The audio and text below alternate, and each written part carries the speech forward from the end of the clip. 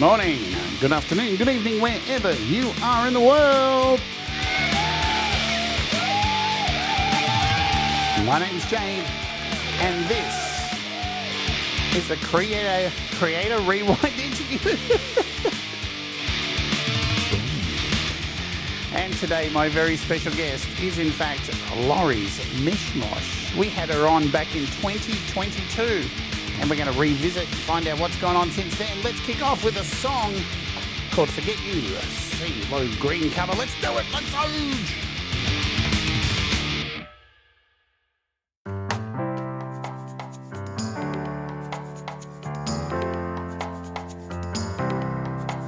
I see you driving round town with the guy I love, and I'm like, forget you. I guess the change in my pocket wasn't enough. I'm like, forget you and forget him too. Said if I was richer, I'd still be with ya. No, that's so And although there's pains in my chest, I still wish you the best with the forget you. I don't care, I'm sorry, can't afford a Ferrari, but that don't mean I can't get you there. I guess she's an Xbox, not more Atari, but the way you play your game ain't fair. I pity the fool that falls in love with you. Well, I got some news for you. Yeah, go run and tell your little girlfriend.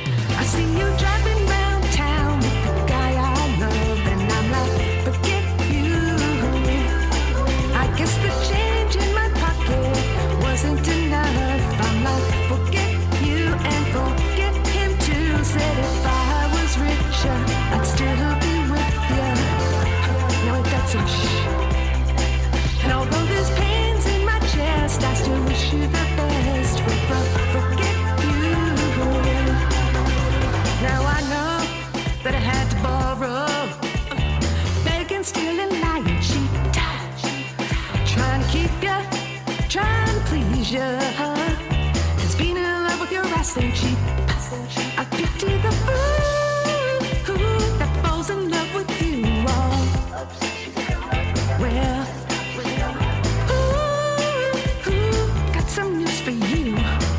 Ooh, I really hate your ass right now. I see you driving round town with the guy I love, and I'm like, forget you. I guess the change in my pocket wasn't enough. I'm like, forget you and forget him too. Said if I was richer, I'd still be with ya. No, that's so And although there's pains in my chest, I still wish you the best with the forget you. Now baby, baby, baby, why you wanna hurt me so bad, so bad? I tried to tell my mama, but she told me this is one for your dad. Yes, she did. And I was like, oh, why? Why? Why? I love you. I still love you. I see you driving round town with the guy I love. Forget you. I guess the change in my pocket wasn't enough. I'm like, forget you and forget him too. Said if I was richer, I'd still be with ya. Now that's some And although there's pains in my chest, I still wish you the best with the forget you.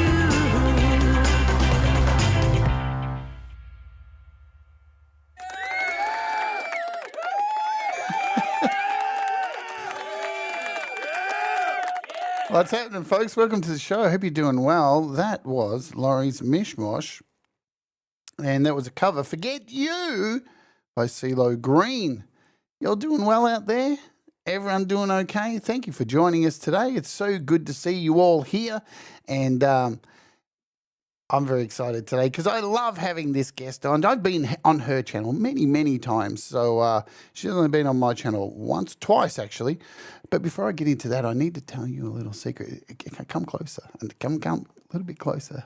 I need to tell you some stuff, some really important stuff. And that is, let me tell you, are you ready for this? Are you ready? That is, today's sponsor is DistroKid. You can release your music through DistroKid very easily. Yes, very, very easily, just for one price per year, and that is $24.99 billed annually. And if you use my code, which is distrokid.com/VIP/Jade Starr, you will get 7% off your first year, and you'll be able to release unlimited songs to places like Spotify, Apple Music, and the list goes on and on. In fact, there's so many places you can release your music through DistroKid, you won't even know most of them, which is really cool. Unlimited uploads. You get one artist for that price. Spotify checkmark, royalty splits, access to heaps of tools to release your music, and you can even use a free mobile app to upload all your stuff if you use iOS or Android and all that stuff. I've been using DistroKid since 2016, since I moved from my old provider way before they sponsored me here on this channel, and I just can't thank them enough for the ease of releasing music. I've only ever had 2 things get rejected, and that was because my artwork was terrible. And so it was all my fault. That's it. But it's very easy to release music through DistroKid. There's 2 other plans, the Musicians Plus at $44.99 a year. You get 2 artists with that, and the Ultimate where you get 5 artists. That's the one I use because I'm greedy, and I like to have lots of different bands. So again, thank you, DistroKid, for sponsoring the show. We'll hear about you guys a little bit later on in the show. It's time to bring on my magical guest. Magical. Well, she is. She can make amazing things happen. You know her as Laurie's Mishmosh. I know her as Laurie's Mishmosh. Guess what? Her name's Laurie's Mishmosh. Let's bring her on right now. Hi. Hi. How you going, Laurie? How are Welcome you? back. How you going? How you going, Thank mate? you. It's been a while. Hi, everybody. It Thanks for has. being here.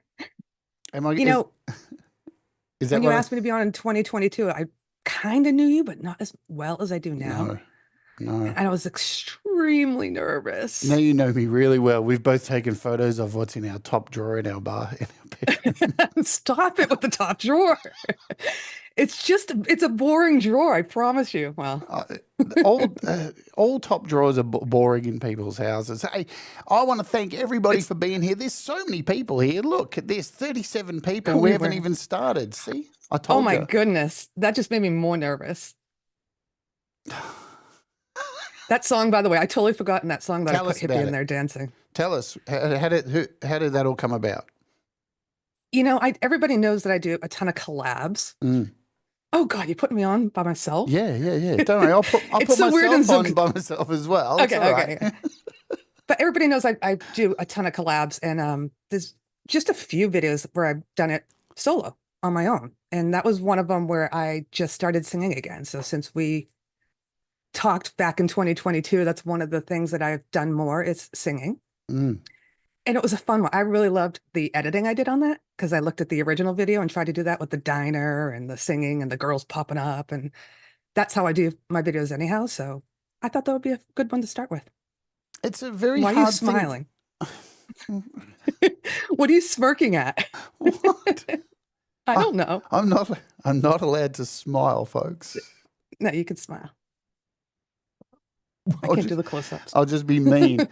No, but you're awesome. I mean, there's a whole bunch of you guys who do this stuff with video clips. Try to take images of yourself in a green screen and try and turn it into a real-world situation. It's really hard to do that. It's hard. Especially with aspect ratio. I remember when Papa Tom started doing it, and I'd watch his videos and go, oh, I don't know about that ratio of you sitting on that gigantic mushroom while you're playing. It doesn't look right. I think the key to it is to cut off your feet. When you try and get feet into it, right, it really makes it hard to get everyone in, especially if you're doing a multi-shot. If everyone's feet are in there, it's going to be hard. It's really hard when you get more than 2 people in a video because everybody films at different lengths, right? Far And away, angles close up. too. And it could be a little bit Angles. underneath. If it's just coming up a Yes. little bit under the nose, then you're fucked. Yeah, exactly. Yeah. But the funny thing is like a lot of people, and I'll get into who I've met in person, but a lot of these people, I don't really know their height, right? So you don't know how tall somebody is. You can't tell by videos. So I try to make us proportional in videos. Yeah, I've seen a few videos where there's a few copies of Chris in a video clip, and I'm like, hang on a minute, that one looks a lot taller than that one over there. Chris Senior, for those who don't know, he's in the Yeah, chat. it's hard.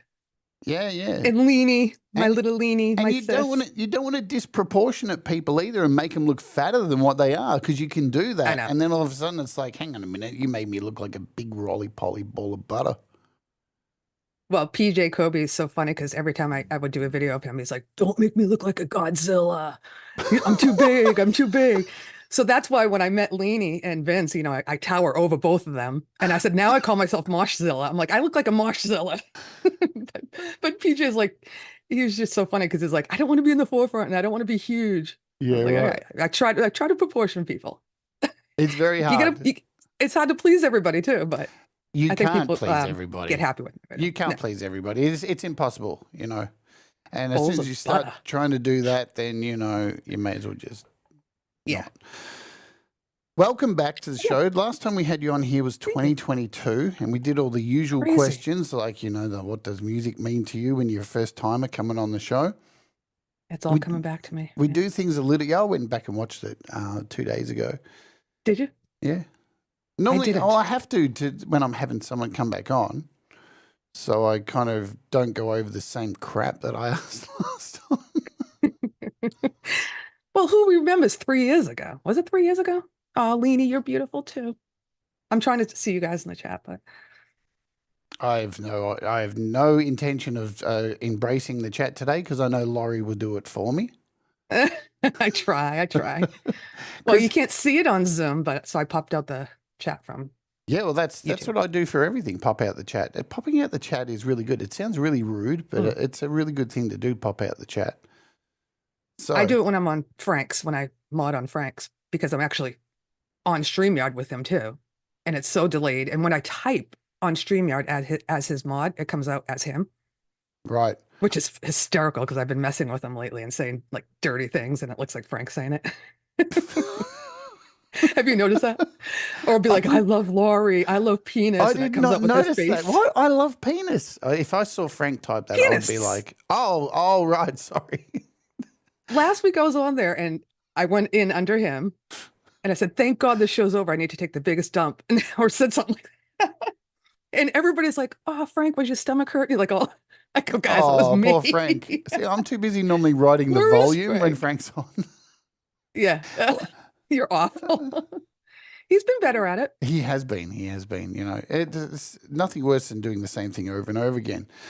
Speaking of doing the same thing over and over again, just say, let's start off with this. Let's do the elevator pitch. Are you ready for this, Laurie? That's so hard. I don't even like to do this at work. Well, so for those of you who don't know, if you've ever worked in a corporate scenario at your job, they teach you they ask you to try and have an elevator pitch ready in case you meet the CEO in an elevator on your lunch break, and then that person sees you Sector 3 grunt down in the mines and says, "Who the fuck are you?" And you say, "I've got this prepared. I'm ready to go. It's called an elevator pitch, and I'm going to get Laurie to do one right now. Laurie, I'm your boss, and I've never met you before, and you're working down in Sector C and toiling in the underground sugar caves." Sector C.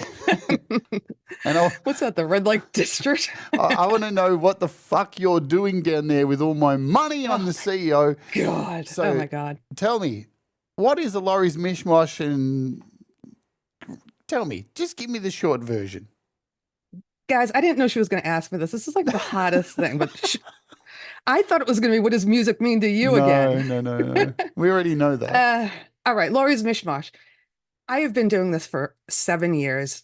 I've been on YouTube for 7 years. I've actually been going live for probably about 4. If you want a place to come where you can let your hair down and have fun, my show's the place to be. And if you want a good friend, I could be a good friend. If you want to laugh, I could laugh. If you want to be serious, I could be serious. I'm that person you can come to for almost anything. And people do. How's that? So you're a psychiatrist? Yes. That's what I studied in college. Would you believe it? I do. Okay. Me too. I don't know. Was that a good pitch? Yeah, I feel good. Does it? We'll take You feel good? We'll take it to the chat. Give it a score out of 10. Chat. It's up to you guys. Hi, feisty. Let's let your peers decide on that elevator pitch. I don't know. I don't like to toot my own horn, so it's hard to do stuff like that. Nobody likes I- doing it, but you know what? It's one of the things you kind of have to do with, especially writing bios and stuff like that. Like when I used to do the interviews here on the channel, I would just like write my own idea of what I think about the person and what they're doing and try and search myself. But these days, in the email for the interviews, I send out and say, "Can you give me a 3-sentence bio on yourself?" And Wow. most of the time I get a 3 paragraphs. Yeah, it's hard. It's Well, you know, hard. I'm speaking solely to you for this elevated pitch for my channel and my YouTube persona, right? And there's plenty more to me than that. Yeah, absolutely. know. It's just, I have a full-time job, a family. listen, an elevator pitch isn't like anything serious. It's just like, how do I get out of this uncomfortable moment with this asshole who I don't really want to work for? Yeah. But if you're too nice, then you're not going to get out of it, right? Yeah, exactly. I'm trying to see what the kids are saying. I will What up, say, my pitches? Lady. I do what I normally do on these interviews. So in about 10 minutes time, we'll play another song and then we'll do the hellos to everybody. So I like to wait for everybody to get in and make sure they're all settled. They've got their drinks, you know, they've changed their diaper, whatever it is that people need to do. I don't judge. So I'm trying to remember how I met you. It would have to be over at Hippies, wouldn't it? I think it was. Yeah. Because I remember I really didn't know you that well. And then, yeah, I started going to your channel and seeing all the stuff that you do. Now, you know, we're good friends, but admittedly, I don't watch all your shows because they're during work hours and I don't use apps. That's all I do is a camera and a PC. But I love when you sing. I love when you do interviews. I love all that stuff that you do. But yeah, it was definitely probably Hippies, which is, I knew Hippie before I knew, you know, Pete. Absolutely. Thomas, I don't even think was doing it when I first started. So it definitely wasn't through them. But it's great how we all meet, right? And that we all come together. It's like so many different channels out there. Are you wearing a wig? What wig? This is my real hair. It's awful. That's why I buy wigs. But it was Hippies, and I think a lot of us met at Hippies, like back in the day. Like it wouldn't happen now. You know, we wouldn't meet at Hippies now because there's not many people over there to meet on his gaming thing. Because what do you think about that? It's sad. I miss Hippie. I miss Hippie's rules. Hippie too. I miss him sitting I there miss his rules. being grumpy and sometimes funny, and I miss him going off on somebody, and I miss all the things about Hippie. I miss when he laughs at like silly things. But yeah, I don't know. I don't want to speak for Hippie at all. But of course, we have no. He knows he was. He knows that he was my gateway into the community. Otherwise, I would just be playing songs for my family. Yeah. I didn't know what YouTube was back then. Like my son was on YouTube, but he would do gaming. You know, he never really posted music. And so I started, I was like, yeah, I'm just going to put a couple of things of him out there from like things I took at school, band or whatever. And then I started playing. I was like, I'll just put my own thing out there. But I didn't realize it was a community. I had like 40 subs and it was like half of it was my family.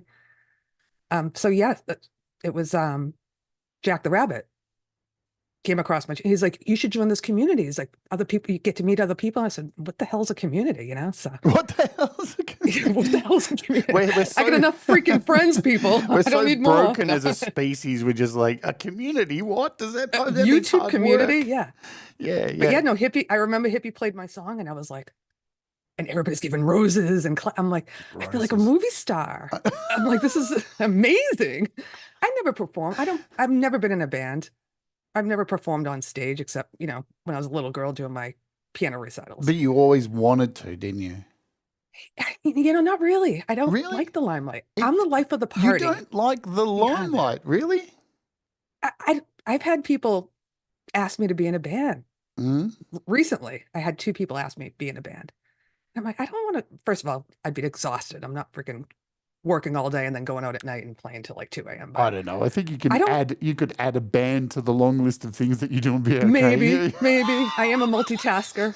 I do a million things, Just but do it.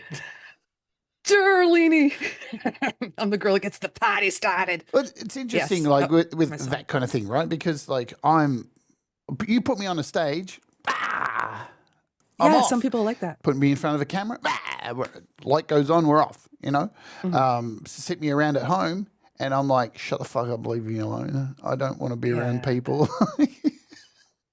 Yeah, no, I'm a people person, I think, and that comes across. And I'm good on camera, I think, right? I'm just talking and natural. But on stage, I think I'd be nervous on stage. Do you worry where you would put your arms on stage? My arms? Yeah, that's. I don't know why Well, that's I'd a have a thing for me. keyboard. Yeah, but still, Yeah. there's times when you When I, wouldn't be playing the keyboard, and then there's always times yeah, in between songs where you've got to do this. Where do I put these and not look weird? yeah, Because no it's matter where you wicked put them, uncomfortable. you look like a weirdo. Well, when I started singing too, and I had to record myself singing, I'm like, what do you do? I feel like I dance the same way every time because I'm like, you need to be doing something, right? And or maybe holding a microphone or having a microphone stand. But yeah, where to Yes, put your hands is a hard one. it is. But I read sheet music, which everybody knows. I'm a note reader, which is a great trait to have, but it looks stupid on stage. It looks stupid in my videos to have a big thing in front of me. And No, you know what? People can say that. Like that's a thing. We've all seen you turn the page and all that kind of thing and go, oh, that's Laurie's thing. people Right. laugh. But no, Yeah. but you can laugh at it and make a joke and all that stuff. But ultimately, Mm. I would rather have somebody with the sheet music in front of them, knowing what they're doing, than fucking the whole song. Right? Yeah. If you're Yeah. on stage and you had that, I would be like, yeah, I don't give a fuck. Yeah, as long as the song works. Like, Yeah. I actually told the guy that one of the guys that asked me to be in his band, they I think it's like 4 girls and 2 guys, and they do all 80s music. And he came across my stuff on Facebook, and I was laughing. I said, well, I'm not a band person. I just do this for fun. But I said, not only that, I said, I read sheet. He's like, we all have freaking notes up there. Everybody has like music yeah. stands. He's like, that doesn't matter. I was like, well, whatever. I think the only But time it doesn't work is for a lead vocalist. I don't get off on that, seeing a lead vocalist with the lyrics in front of him reading. It's like, come on, yeah, man. You got yeah, one job.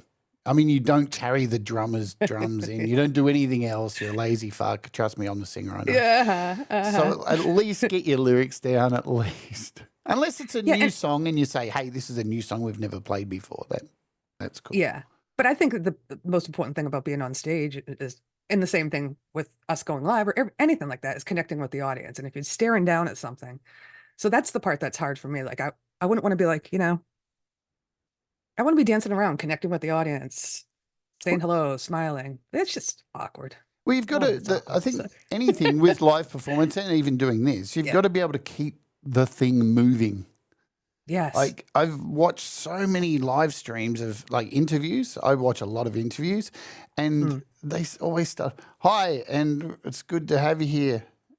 Yeah. And it's not even a question. And the person's sitting there going, what do I say? That was a statement. Do I even answer that or what? And then Yeah. there's these long pauses. Oh, fuck, I can't watch interviews like that.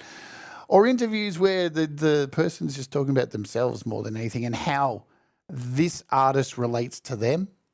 Mm. So I could do that here. I could sit here and tell you all the things that you inspire me Well, to do do. it. Do it. But I don't mind that. But no, so I've been doing, I've been doing live shows. I started out doing Music and Mayhem with Tiny Dragon. yes. And then I did Snacks and Tracks. And I had more than a few people tell me, you know how to keep the show going. Like sometimes you get off track, especially now with our panel, right? Yeah, I yeah. don't mean to cut people off, but I'm like, all right, come on, now let's do a back and track. You can't just sit there and drag things. You got to have movement, especially when you're limited to 2 hours. You're Yeah. not there all night. If you were just going to have a hang all night, that's fine. Everybody can talk, but sometimes you have to. You can't Take rely control. on your guests to take to control the show. It's your show. You're the. It's like anything, right? Facilitating some kind of work thing where you're coming in to give advice. You're a financial advisor, whatever. You've got to take control of it and keep it moving, or you're not going to walk in and go, right, I'm here to help cut costs here at this company. Who's got any ideas? No, you just been paid to do the thing. You do it. Just you control it. Yeah. So the channel has evolved over time. I think last time we were on here, we talked about Laurie's Mishmosh, and I think it's very clear why you've chosen Mishmosh, because it is a mishmosh of stuff. It is. And your shows have had different name changes. So Snacks and Tracks. Yep.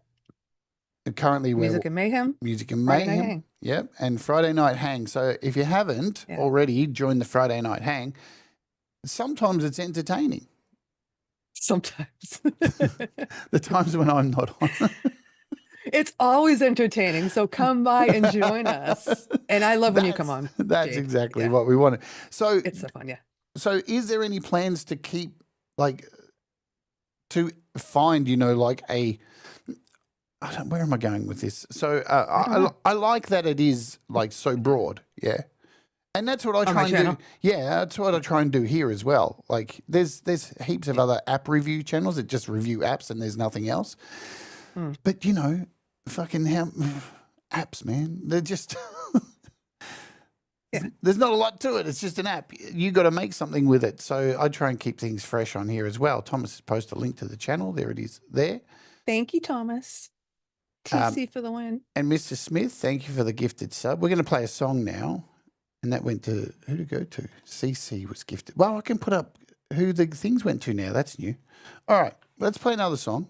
Well, you didn't even let me finish that question. Oh, we'll finish it. You don't even know where you were going with it. No, I don't. You were going to ask me, is there any plans to change the direction of my channel? To streamline it or anything like that? Oh. Or is it how it is? No. Is exactly how it's meant to be? This is it. I just have fun. I like to help other people mod. I like to go on other people's panels. I like to have my own, and I like to do music in between. And that's what my channel's going to be. And that's how it should be. What else could I do? Yeah. I mean, every now and then I did a cooking show. I did like an 80s series. Just whatever I feel like doing. Exactly. I'm going to do. So that's why, again, I remember one of your cooking shows, and I was sitting... My meatballs? My moist meatballs? I was on the edge of the fucking table, of the chair, going, is she going to set that room on fire? It was like donuts or something. Was that what it was? Oh. And that's when I cooked here in my room. Yeah. And you had the fucking I did like hot oil. I had the oil thing. Donuts. Yeah. I'm like, what the fuck are you doing? I think it was for Mardi Gras. I was doing bagnettes or something. Like right, putting the dough in there. And I have it plugged in the wall and the whole room smells like oil and sugar. Yeah, that was bad. Yeah. So I got views. I got some good views for that one. You won't be doing that again? No. But I did a show where I showed everybody how I make my gravy and meatballs because I'm Italian. So I did that in my kitchen.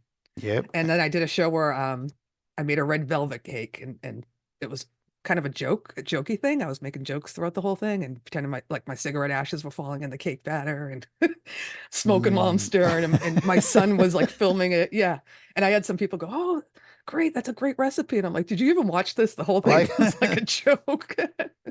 So yeah, the cooking ones don't get that many views, but I made Orange Julius once in a blender downstairs for my 80s series. You ate mushrooms for the first time? I ate mushrooms on air. I am like, I'm not a huge snacker. I really am not. No, People think I am. No. I'm not. I know. In fact, it's just because I like to have things at my desk. Again, it's one of those things, what do you do with your hands? So it's easy to like pop candy when you're live or chew a Twizzler, right? Because you just sit there.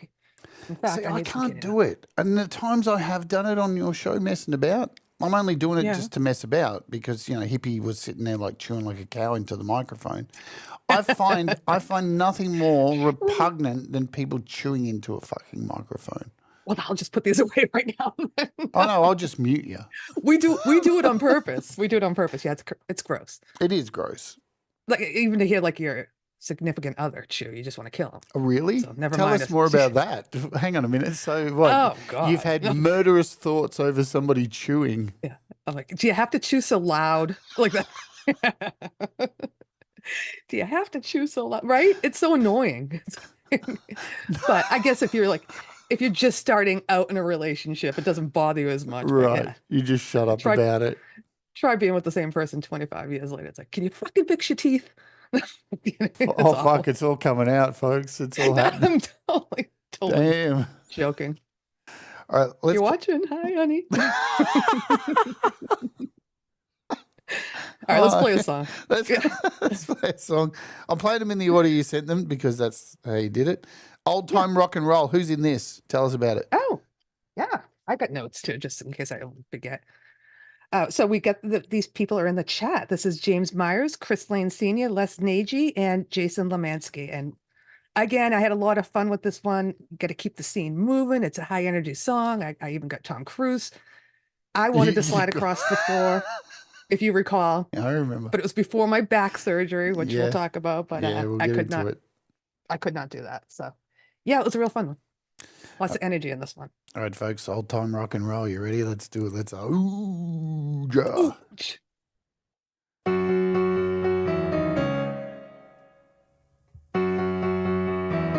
Just take those old records off the shelf. I sit and listen to them by myself. Today's music ain't got the same soul. I like that old time rock and roll. Don't try and take me to a disco. You never even get me out on the floor. In 10 minutes I'll be late for the door. I like that old time rock and roll. Still like that old time rock and roll. That kind of music just soothes your soul. I really miss it back the days of old. With that old time rock and roll. Hey, woo!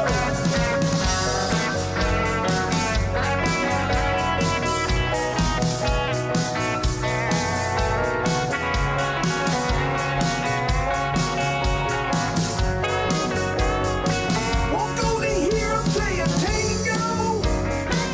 I'd rather hear some blues or funky old soul. There's only one sure way to get me to go.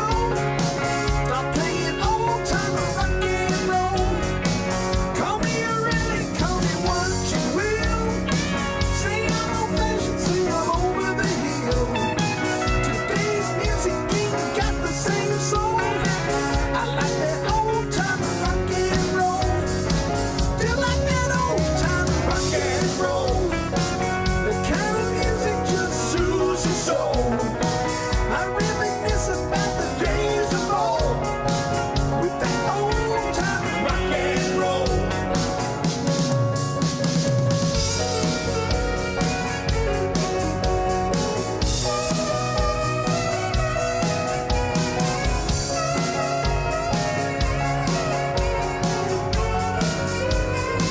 Still like that old time rock and roll.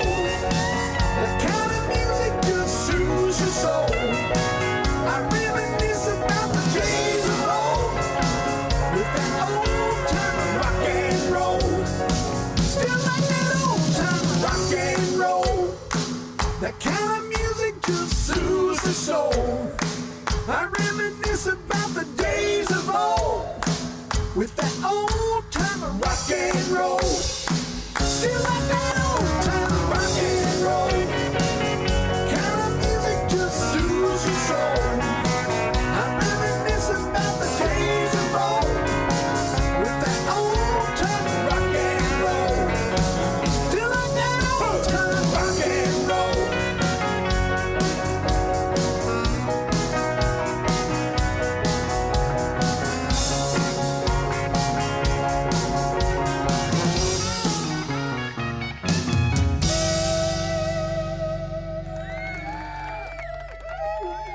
Yeah. So fun. We had to get in James's stick point at the end there, of course. Love how he does We've that. got to do that. We'll have him on the show soon at one stage for an interview, hopefully. Yeah. Yeah. Awesome stuff, as always. Let's say hello to I had to folks. put I had to put the Ray-Bans on because that's what Yeah, we I did know. for the video. Yeah, I know. Fucking Take sunglasses. them off. No, you know what the thing is? It's not that I dislike wearing sunglasses. I just think it's a wank. I think I heard someone say only 2 people should be wearing sunglasses indoors, and it's The you're the blind.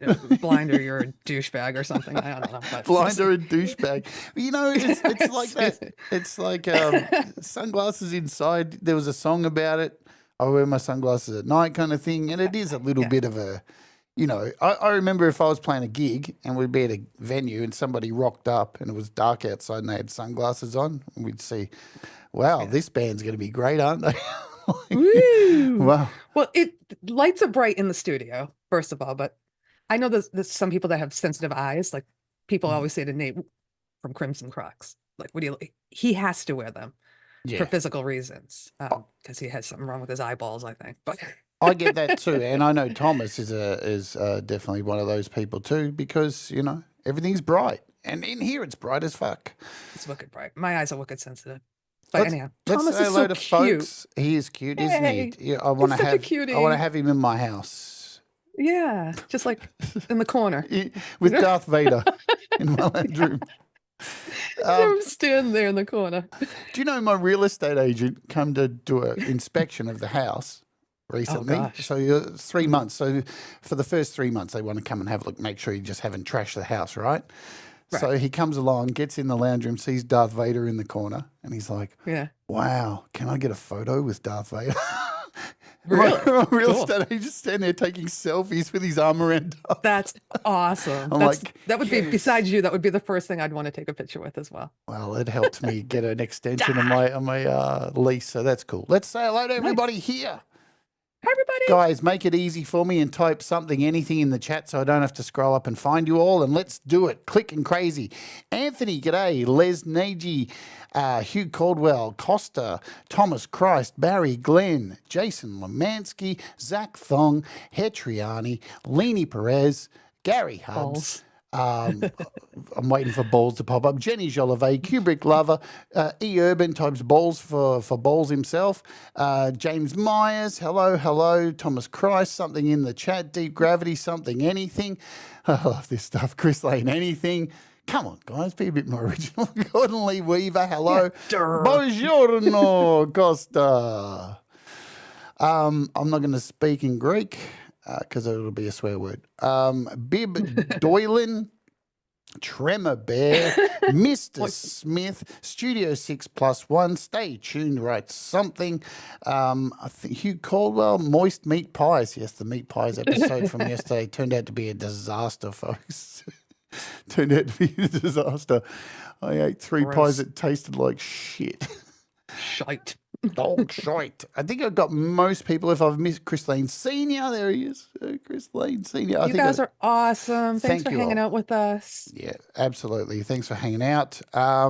So let's talk about, this was significant for me because I remember, you know, you having your keyboard and then you upgraded. So what was the process of finding a new keyboard? Because, you know, this is, a keyboard is something, it's like, well, it's probably not like buying a guitar because most guitarists just buy guitars on a whim and then never play them again until they get their newest one. But a keyboard is an investment.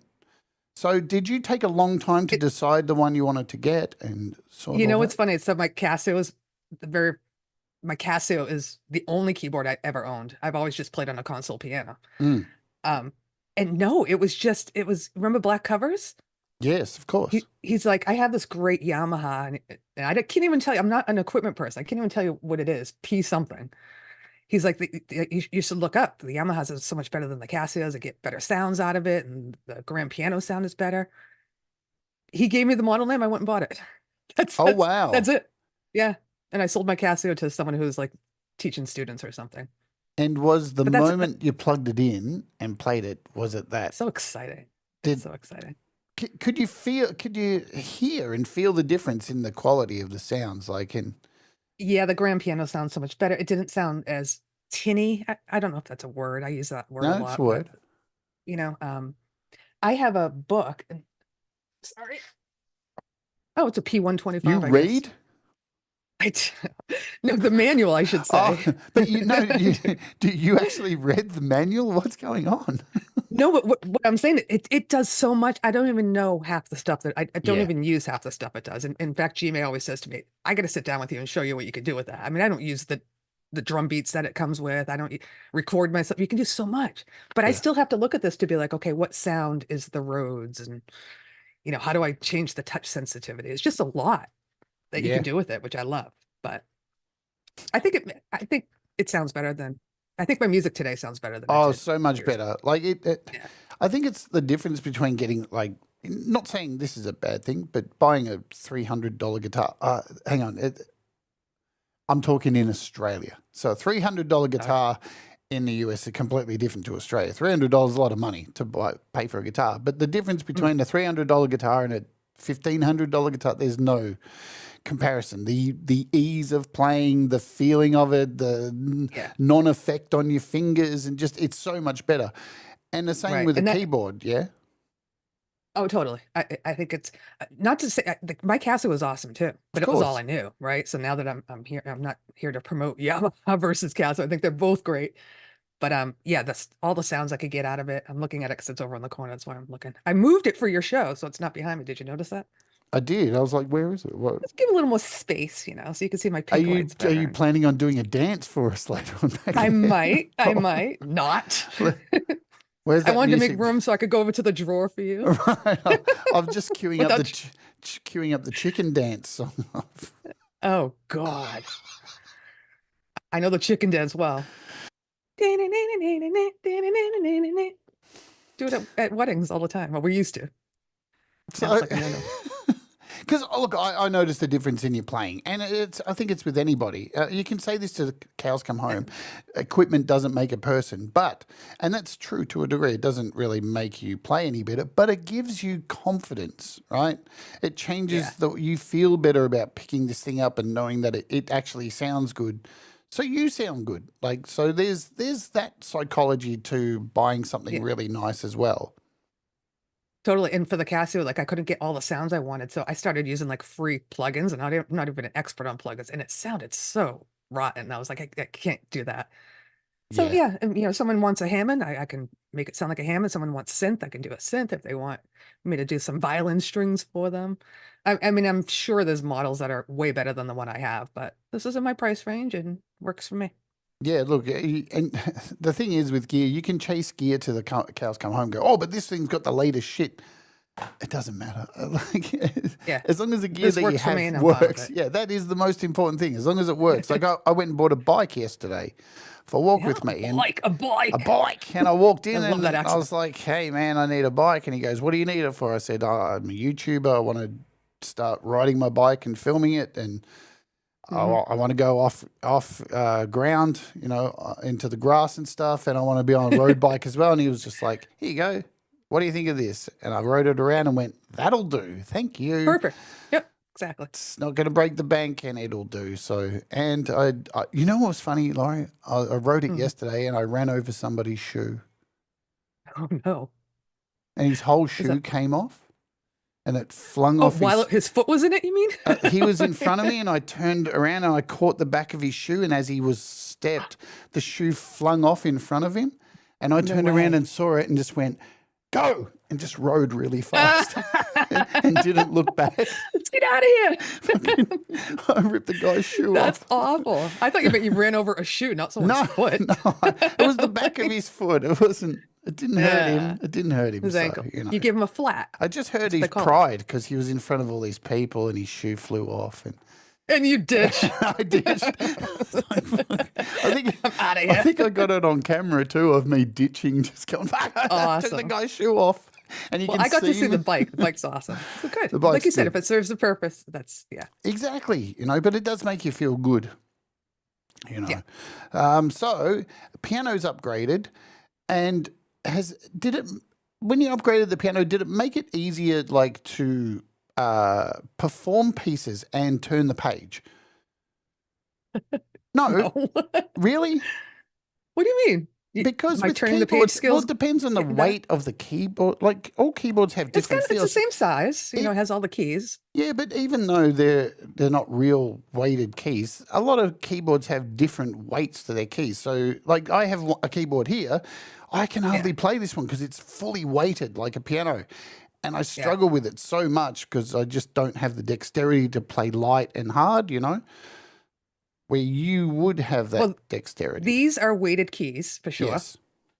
but you can change the touch sensitivity. So if you hit it harder, it makes it louder. I keep it off. I like it off and just let my fingers do the work. Yep. So I don't have to press that hard. And sometimes, if the touch sensitivity is high on it, the note doesn't stop it. The note doesn't come out. I'm not saying anything. So, I don't know. I thought I said something that you were misconstruing.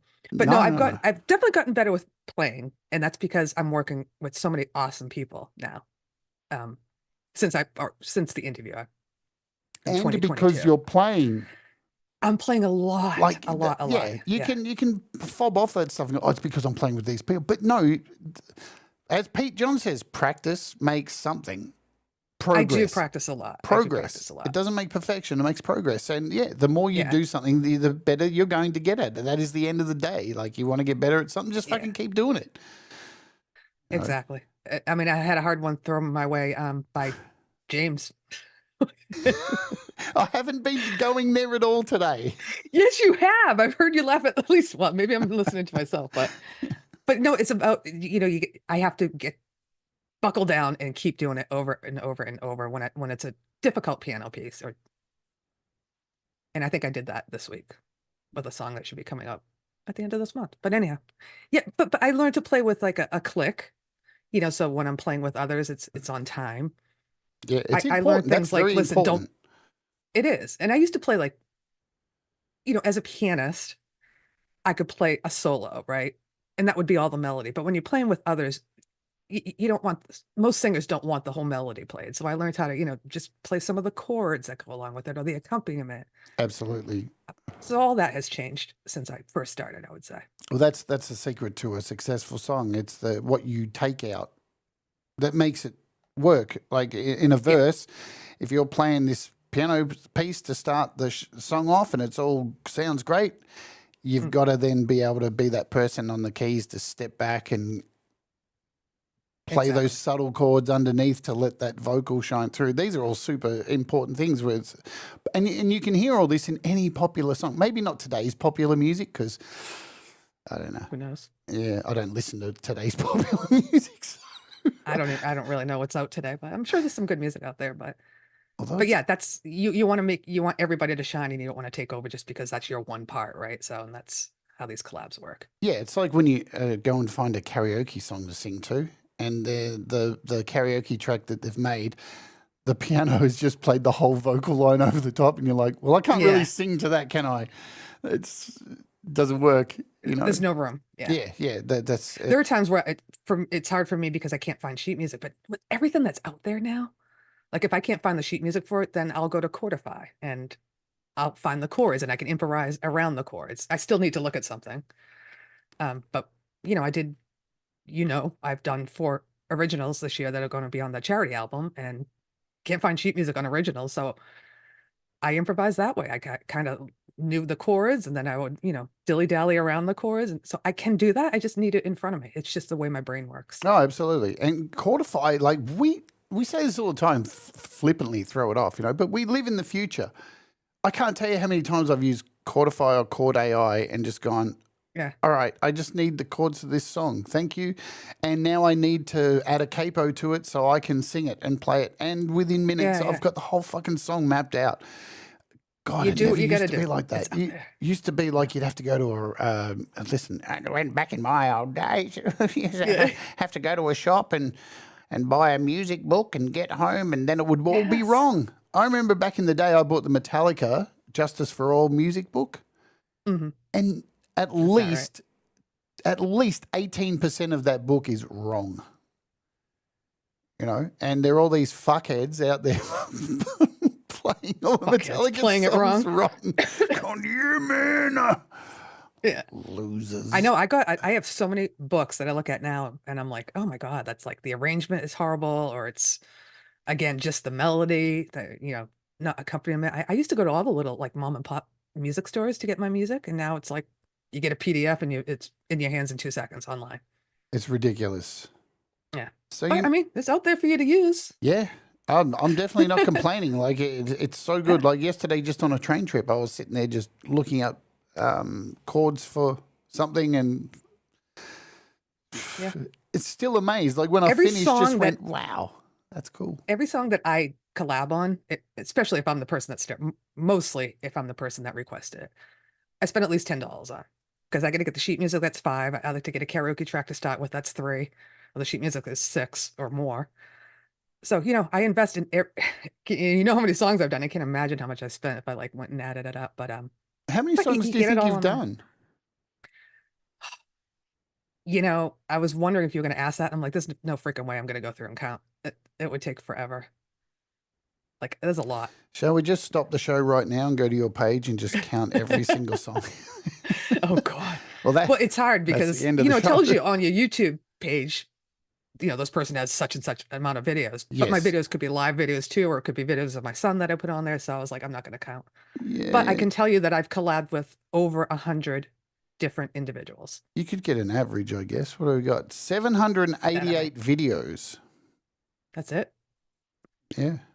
It's like 200 a year. It's all 200 a year. 788. But does that include live streams? I don't know if that includes live streams. I don't know. I think it includes everything, right? They wouldn't know the difference. Yeah, I think it does. It's everything, yeah. So pretty much, I reckon what you could do, the easy way to do it would be to go to your live page, because you probably got less live videos, count them, and then minus them. Subtract it. Yeah. Yeah. Yeah, see? So 4 years ago, live streams. Look at my internet. Can't even, load the stuff. What is Oh, going on? God. We can go blind over here. What is happening? Hi, Original. everybody. Hello, everybody. Some Hey. new people joined. Ed Zielinski. Go ahead. Who else? Hi, Del. Del. Hello, Del. Oh, no, I saw someone else too. I just put their comment up, and Greg O'Sullivan. Hello, Greg. Hello, Greg. Shall we play? We'll play another song, and then we'll talk about getting into original songs, because that is very exciting, I think. I've screwed up the order. Let's do. What do you got? Hang on a minute. Laurie's Mishmosh. There we go. So next we got Enter Mr. Sandman. Yay! Tell us We had the so story. much fun. We had so much fun. Well, we were talking about doing a collab, obviously, and actually, the way that started is Mike, Brody's Jam Cave, wanted me and Leanie to do Mr. Sandman. And first of all, this is harder than it looks, people. If you don't know the song, it's actually, so I had to take 2 vocal parts. I forget what they are, Leanie. Let me know. One tenor or alto. And Leanie had to take 2. So we're actually singing 2 parts each, but you have to sing it in time so it blends. Yeah. So anyhow, we did that. And then we were talking to Hetriani and Gary, our little brothers, and we're like, oh, we should do a Metallica Enter Sandman. So we'll just do, we'll start out looking like we're just doing our duet, and we got them involved, and we thought we were so smart. And then we went on the internet. We're like, oh, 10 people have done this already, but it's okay. We'll still do it. So yeah, we had fun in the bedroom singing, and then all of a sudden we turned into metal chicks, and our guys are there, and we're jamming out with the guys. And the video clip. Yeah. What? We'll play the video, then we'll talk about the video clip. All right, let's do it. Let's Oj. You ready, folks? Let's go. Boom.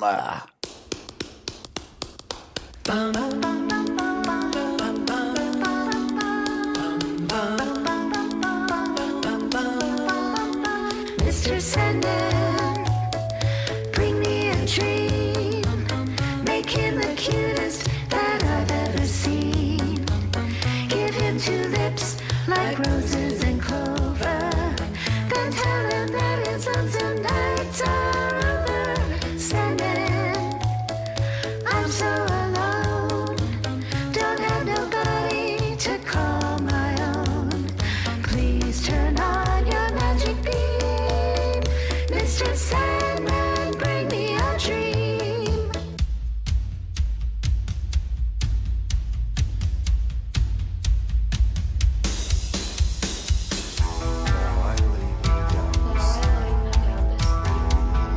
My soul.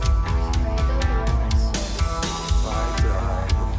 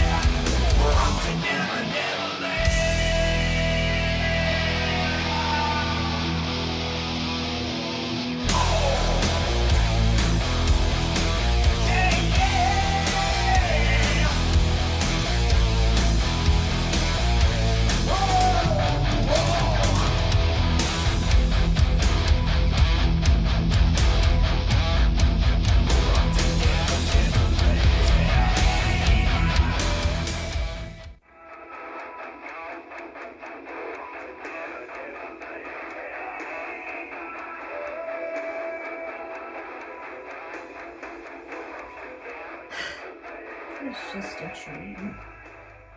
Pillow fight! Oh, we're all gonna have a pajama jamma party, pajama jamma party, pajama jamma party. Oh, we're all gonna have a pajama jamma party, pajama jamma party tonight. Now let's go rob the Frigidaire. The big black bottom pies in there. Just forget the calories. I'm hungry as a bear. Have you seen Jade? Nightmare. Oh my God. We had so much fun You doing can that. tell. Laughing. You can Oh. tell. Like, That's my sis. That's my sis. You know, we're like, we have to have a pillow fight. How do you do that virtually? I said, I don't know. I guess you just kind of look like you're trying to hit the camera and then you go back when I go. It was a freaking mess. So we laughed so hard that it was bad that we kept it. The feathers going everywhere. it's the best shit, isn't it? Thanks, Like, everybody. I like- love them so much. I love everybody I work with, but You I'm know, so what- close you to know them. what you remind me of, Laurie, why I'm so drawn to what you do? When we were Why? kids, I think most of us here, I can't speak for everybody, of course, because that's a blanket painting everybody, but most of us did something creative as a kid, like sang into a fucking hairbrush, did tape Yeah. recordings of ourselves, had Yes. concerts for people in our street. It's always something like that. And what I love about what you do is that you're living that I am. for me. And- Oh, cute. It Well, I is like that you cute. like it. It is cute. Yeah. You know, like it's one of the things we get so serious about music all the time. And, you know, of course, you've got to be serious and you want to make the music sound good and all that stuff. But if there's Yeah. no fun to it and no ridiculousness and you're not laughing your way through it, then it just gets shit. Always about, having fun with it. You know, and I've done some serious songs too, because I want people to know there is a serious side to me. I've done some slow ones and I've done some slow singing, but you know, everybody that I work with will tell you, you know, I'm easy to work with. I'm not like, we're not out for a freaking Grammy. You know, we're doing a YouTube video. Have fun with it, you know. And the whole thing that I've gotten guys to wear wigs. I'm like, well, just poke fun at Yeah. yourself. You know, it's just let's do it. And so yeah, I don't like to work with anybody that's really too serious about things, because it's like, come on. Yeah, you have to be calm able to down. take the Have piss fun. out of yourself, or you know, Absolutely. you'll get swallowed up in a world of people judging every Yes, single lady. thing that you do anyway. You know, so Yeah, you may as well have a yeah. good time. Oh yeah, and I'm sure there's people out there going, "Oh my God, look at this girl! What a freaking fool!" But what you said is what I do now on YouTube, and why YouTube means so much to me is what I did as a kid. I was Yeah. the entertainer at parties. Everybody would gather around the piano. I'd be a goofball and pretend to cry during sad song. Like I did all that, and I still do all that. You know what wig? And it is fun to continue to. And I believe me, I don't go out and wear wigs. I've never worn a wig in my life, and not that I'm knocking it, but that's my chance to still play the little girl, the dress up, and I can do it because I'm performing, you know, and put on false eyelashes. I'm just a girly girl at heart. So I started buying wigs for all my, not all of them, but a lot of my songs. I'm That's with fun. you on it. You know, I have two huge costume bags out in the garage, and you know, I'm sure you do. I I've see seen all some that. of them. You Yeah. see all that kind of stuff, and like, you know, I'll be out. Even yesterday when I was filming Walk With Me, I saw this little shop that had masks and stuff. I'm like, Mm. oh, I've got to go in there, and I end up buying a severed hand. Of course I did, because like it That's was so you. it was $5, and it's a severed not? hand. It can go in the Yeah. costume bag. Who knows when I'll need it? You know, Yep. that's My mom got me a talking parrot once. Like, now my family doesn't really watch YouTube or watch my shows, and she's like, "I think this would be great for your show because it repeats." And I'm like, "See, she's getting it. Little gadgets." I mean, I got R2D2 or little things, but everybody seems to be great sports when it comes to doing the goofy stuff with me, and I love that. Well, you know, memes are a thing in the world at the moment. You know, memes get us through a lot of shit. And I can't tell you how many memes we've had on this channel. We've had fucking memes that don't even make sense. Like at one stage, everybody was putting for months in the chat pigeons. Yeah. And I even had a pigeon sound effect. I don't think I have it anymore, but just ridiculous. And it's fun. Oh, I still have it. It's fun. Like, why? But hey, you know, if somebody's laughing at it, then it's cheap, it's Exactly. fun, and it's not hurting anybody. And I remember I've had some people come in on the channel and go, "Oh, I don't like the jokes." It's like, oh, well, What? But then this isn't your place then. like, That's what I would they're say. not jokes. They're just it's shtick. they're just things that happened, and like other people continue them, people like familiarity, and that's just the thing. So now we're moving It's into really the is. world of original music. No, first I want to talk about singing, because Yeah. that was a thing you wanted to do for a really long time. Am I right? Or not? Well, You never wanted No, to 'cause- sing. I mean, I sing all the time in the Yeah, car, yeah. around my house, at parties. But to record myself, I knew, and I know a lot of amazing singers. And, not to say we have to compare ourselves, but I was like, there's no way I'm going to, all of a sudden, this girl who's been playing the keyboard and going to come out and sing and just not be wicked embarrassed about it. But I kept getting encouragement from people, and like you said, it's good to learn. It's good to grow, try different things, come out of your comfort zone. Yep. And, Jack Flash was instrumental in saying, you should sing and I can show you how to record and comp and breathe. And because I'm like, I'm not really a singer, I mean, I can hit a note, but I don't know breath control. You If you don't listen need that. closely, I don't, I just, anyhow, I have been doing a lot more singing. Let's just say that, I guess. And it's fun, but it's a lot of work too, because it's like, I need the house to be quiet because Yeah. I don't really have soundproofing. This is all I use, and I got a window behind me. So I got to, go get my son's, what do you call those things? It's behind you, sound dampeners or whatever, and try to hold it behind here while I'm singing. Yeah. And then, I want to belt it out and record. So I got to make sure my husband's not watching the hockey game downstairs because this picks up everything. And, it's just, so it takes a lot of work. And then I hate the way I sound. So I got to do it over and over. Whereas piano, I get the sheet music and I can play it immediately, so. But even like the best singers hate the way they sound. So that's a thing, you can't, you're always going to hear back and go, oh man, really? I sound like that. Thank But, you, Hat. To most people don't pick up that stuff. So in your journey of singing, you would send, I'm assuming you started with Jack Flash. So you sent some files. He comped, put them together, maybe added a bit of correction to them and stuff like that. Has that helped, like getting a vocal take back from somebody you're working with, and then they've added some correction maybe to it to help you understand how to get this and sing like? Yeah. So I don't like a lot of it, and I'm going to preface this with, I know some of mine or most of mine have been fixed or whatever, or made to sound better. I haven't had anybody use autocorrect, Autocorrect. auto-tune. I typed fuck and it came back as frog. Right. But they, just tweaks here and there for, I can't say the last word in a verse because it fades off. So they make me stronger there or make it like right on the line or whatever. But I do realize there's a lot of things that I've learned as far as technique as, the wavelength should be high in the same spot. And, but I don't send a file to somebody until it's one file. They don't comp it for me. I want to be happy with one file. Okay. And cool. then they do it. Yeah.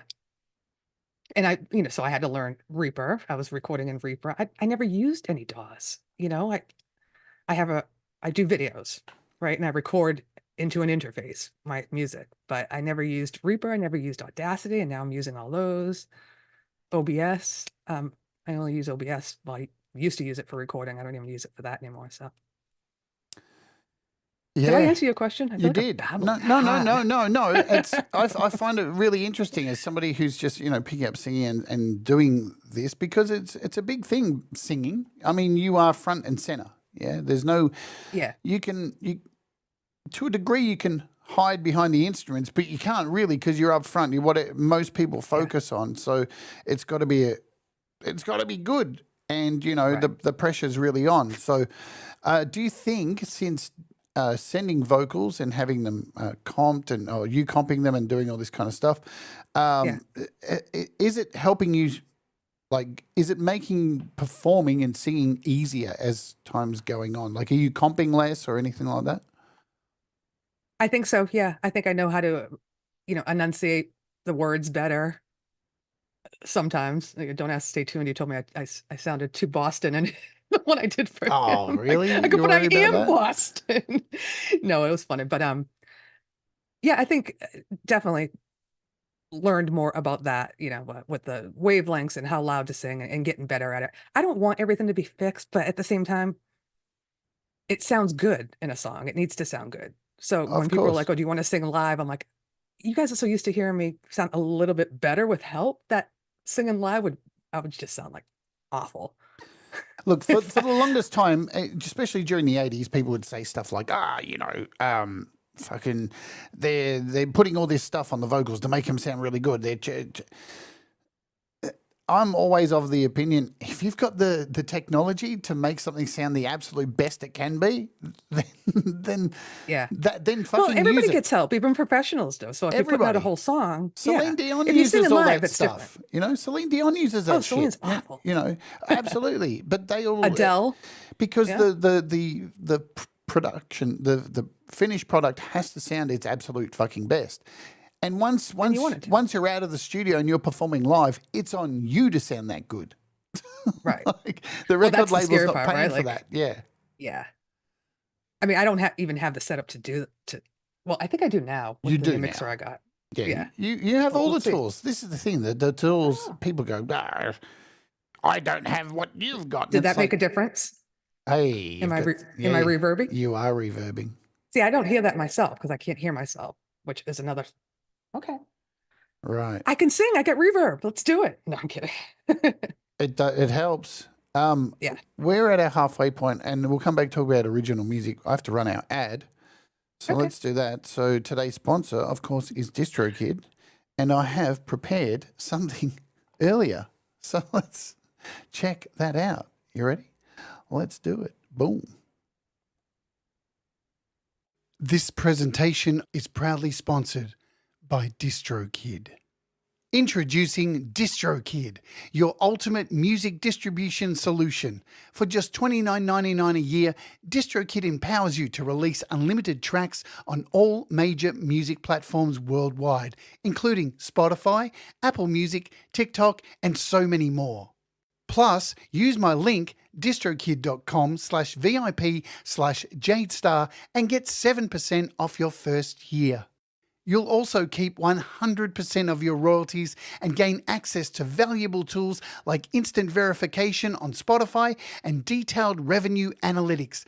Don't let your music go unheard. Join DistroKid today and take your music career to the next level.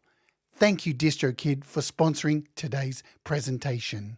Thank you so much, DistroKid. Love you so much for your continued support so I can do shows like this and play people's content ID music and still get looked after. So let's bring Laurie back. Original music, Laurie.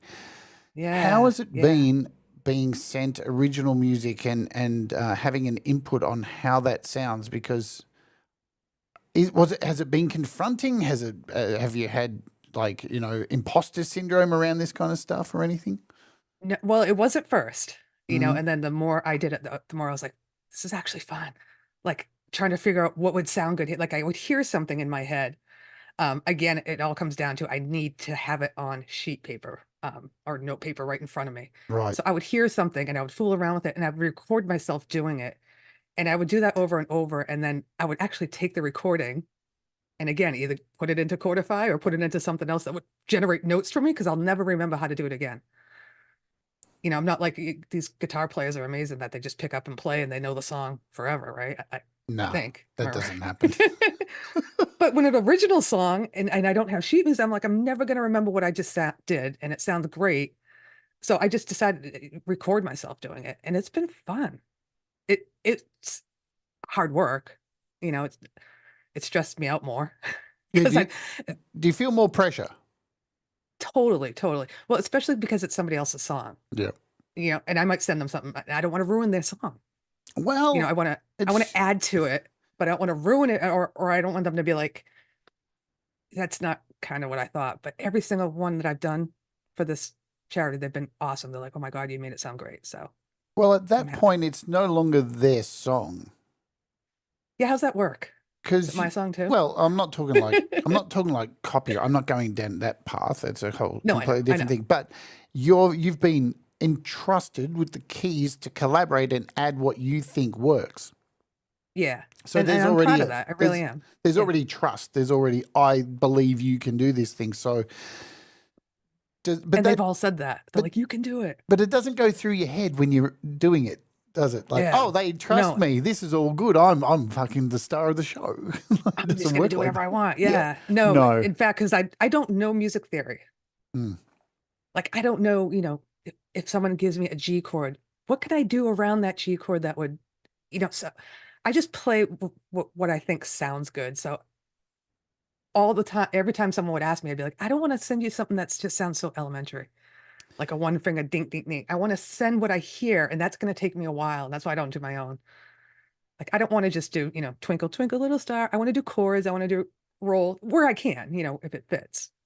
Sometimes you just need chords for a song, which is fine too. But that's, so yeah, it's stressful. It's a lot of work. That's where it's at, though. That's the whole thing about music. It sounds right to you. Hi, Justine.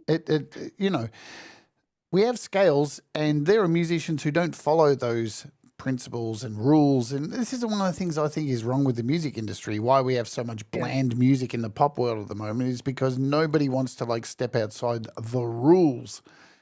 And now we just I don't know what the rules is, so that's good. Well, that's it, exactly. So that's why you'll see so many musicians out there who are just like, I've never had any fucking training, and they're gun musicians. And you're just like, well, how the fuck did you get so good? They listen to what sounds good. You can hear when something sounds shit. Exactly. Just use your ears. And if you can't, you probably should take up carpentry. I got the sweetest compliment from JDL. So I was working on one of his songs that he originally wrote years ago. And he wrote me back afterwards because we were going back and forth, adding things, taking things away. And he said, you should write more songs. He's like, you have an ear for what it needed. He's like, you have just for what you thought it needed in your head. Yeah. And then executed it. And he's like, you really should be writing your own music. And he was just so happy with what I did on his song, which made me happy. So yeah, I guess I trust myself more is what I should do. I've been saying it forever. I know. Work. This is one of the things I think I asked you this last time, but I just want to reiterate it. Like one of the things that impresses me about you, Laurie, is not only your talent and how fun you are, and you're like a bit of a magnet where we all kind of come around you. Because you've got a very magnetic personality, but how the fuck do you balance all this fucking shit? Like, you work a really fucking full-on job. Like, this isn't just like 9 to 5, 5 days a week. Yeah. Something you don't have to think about. Involves travel and fucking a lot of stuff. You've got kids. Yeah. You've got house responsibilities. You've got all that stuff. And you do this, and it just baffles me. I can't even get through a day without, Some people are like that. Some people are like me. I don't think I'm the only one. I'm a multitasker, but I'm also, I've never been diagnosed. I really think I have a hard time sitting still. Right. I don't know if I have ADHD. But don't give it a diagnosis. No. I have no idea, but I'm always doing something, and I don't like to be not doing something. Let's put it that way. I mean, there are times where, it's nice just to sit. But, I work from home, which really helps. So I can do the laundry while I'm working from home. I could go out my lunch break and do food shopping and bring it home. And, after work's done, I could start cooking dinner and then go back in and check work. So I've always worked from home. So I have that, clean the house on Saturday mornings or do all that stuff. And so it's just, and music I love. I never, before YouTube, I didn't think I had a passion, and I used to get jealous of people. I'm like, it's so nice to have a passion. Like, oh, you love to paint or you love to go to sport. I didn't think I had one. I always just did what everybody else was doing. And I enjoyed it, whatever my son wanted to do or my husband wanted to do. But music has always been my passion. And so I spend a lot of time on this because I love it. And yes, it has to be at the end of the day, the work day, and after everything's done. And there's a million other things to do. I got to fill out the forms for my son's college and, medical forms for things that he's going through. But the day-to-day this is why shit, I stay up so late, though. Yeah. This is why I stay up late, because I do music all night. And I go on people's shows too. I'm not just sitting here playing music, but I always have a collab going on, but I go on other people's shows too. So try to support everybody. Speaking of going on other Thanks, people's Coob. speaking of going on other people's shows, Yeah, what? this happened the other day. Oh, yes. Oh my God, you have a clip of us. We're such dorks. Oh my God. Now, This- I don't know who caught this, if you did catch this, folks, but this was on Vince Gianella's live stream the other day. Leedy. And I had him on a tab, but I was watching something else, and I flicked over He's and saw you all sitting there, and I'm just like, I just got to watch this just to see Vince react to this. Poor Vince. To With the having two crazy girls two there, crazy yeah. bitches in his studio. One day hubs will find you. Yeah, we oh my God. This has been a long time coming. I mean, Leanie and I, we call each other sisters, right? And Yeah. we've known each other. We talk every day, and we've been doing this for years. And it could have been possible to get together earlier than just this year, but she's about 8 hours away from me, so it's it's not just around the corner. And we both are so close with Vince, and I've had Vince on my show, and he's on the panel all the time. And we wanted to go out last year and meet him for Wendy's anniversary special where he was playing in a band. And then Leanie's dad passed away, and then I had my back. I couldn't do a drive. So it just worked out that, this is his weekend birthday. Let's call him and meet up there. And let's do it on a night that is a live show. We'll just blow people's minds by showing up in the room. Kind of like I did when I met Brad and Russ. You had no idea I was going to be there. Yeah. I just walked right into the screen. blew me You're like, away. of course Laurie's there. I want to know about this Vegemite caper that went down, because I'm really fearful for Leanie at the moment. At the rate she's eating Vegemite, that's not He healthy. is like turning into an Aussie. Yeah. Look at her. She's licked that spoon 4 times and there's nothing on it. Look at that. She's just That's did what I another said. lick. What is going on? And this is like, yeah, I think she has half the jar in her because. Well, Leanie, now you don't need to show it on our show tomorrow. Man, is she She's gonna? unbelievable. I took a little bite and I was gagging. I'm like, Were you look at- sick? Did it make you sick at all? it didn't make me sick. I was just like, the taste just stayed in my mouth. I had a rum and Coke. I was trying to guzzle that. We had birthday cake. I could not get the taste out of my mouth. Vegemite and alcohol, not really a good mix. No. And then Coldy got upset because he's like, well, of course you're not going to like it because you didn't do it right. You didn't You spread gotta it thin have on it a on piece of toast. toast. Yeah, exactly. Well, Vince is so healthy. He didn't have bread in the house, so we couldn't. What? There was no bread in the house. So we just ate it out of a spoon. No Of course, that was bread? after a couple of drinks already. Nasty mix, nasty mix. Look at this. Get that girl an Aussie passport. Yes, I remember that. I can just feel it. Leanie's going to end up staying here Out of next. control. Oh my God. So, We had so much fun though to be able to meet in person. Actually hug that friend of yours, right? Like you did with Brad. how did it all come about? Like, was this last minute? It was last minute organizing that or not? No, we planned it around his birthday. So I don't know, Lainey, 3 weeks before Wow. I came down, something like that. Well, because I had to figure out, all right, well, I need his address, right? Like I need to GPS this to see how long my freaking drive's gonna be. You could can't always just give me a general state, right? Just search his info, or you can find anyone's info online. Yeah, but so we did that. I had to take time off of work because I was going on a Monday and Tuesday, so I had to put in for vacation time. And his birthday was on a Friday, and we celebrated on my show, the Friday Night Hang. So I was going to be home for that. And so I said, you know what? Why don't I just come up Monday when he has a show, and we'll all meet Monday and go home Tuesday. I mean, I don't want to overstay my welcome anywhere. So,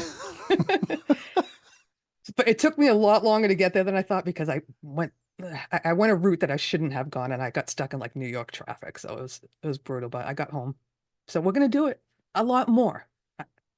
I love it. And I encourage anybody to meet, when they can. I know Smitty and Valerie went and met Hugh. I'd love to meet Hugh too. I want to meet all my Canadian friends. I want to meet my Australian friends, although that's really far. It is fun. Like, I mean, we joked far. with Brad coming out here. We joked about how like it was going to be such a stress and all this, and it wasn't. Like, of course it wasn't. Like we put together a video of all the stuff we did, but the stuff we didn't do was far more exciting. The stuff we didn't record, was far more exciting, and that was just us sitting around watching, Just being together as just friends. movies together and watching TV and just talking shit, and Brad falling asleep outside sunbaking. You know, Yep.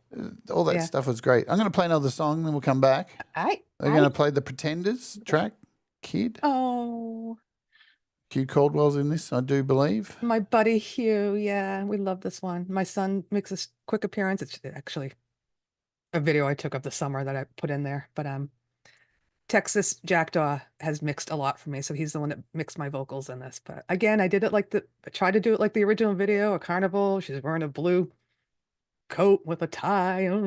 Attention to detail. Little details, just a little more effort makes it enjoyable, I think. Absolutely. Let's do it. You ready, folks? Let's oge.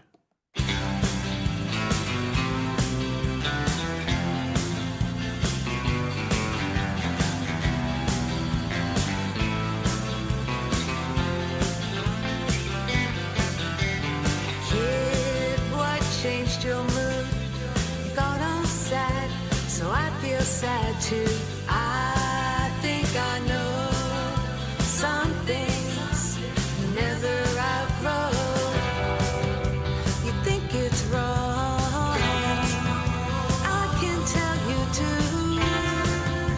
How can I explain when you don't want me to?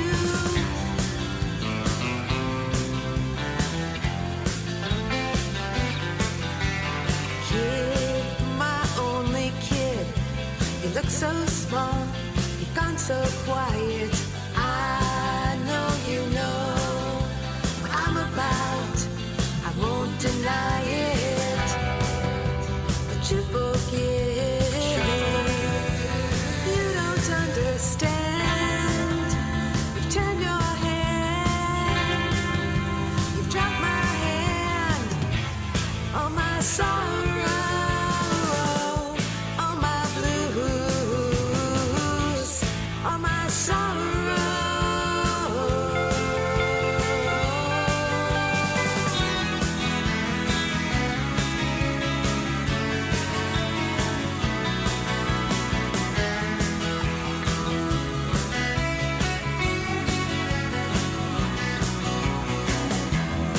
Shut the light, go away. Full of grace, you cover your face.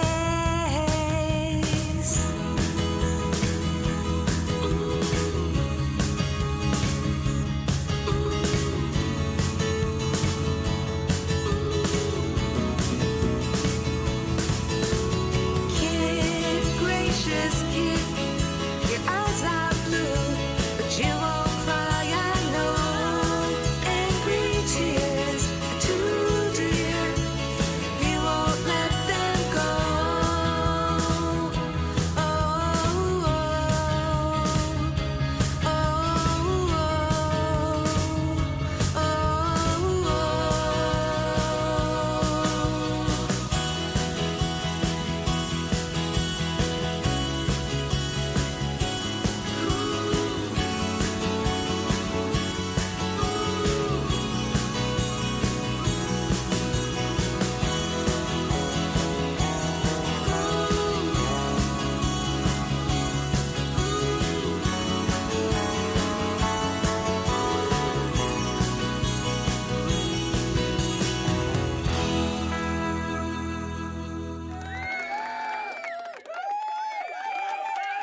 So adorable. That Hugh is the best. He Hugh's is. the best. You have two consistent guitarists that play with you who are incredible. Les Nagy and Hugh, both, and you've done heaps of collabs with them. What is about these Yeah. two artists that you love?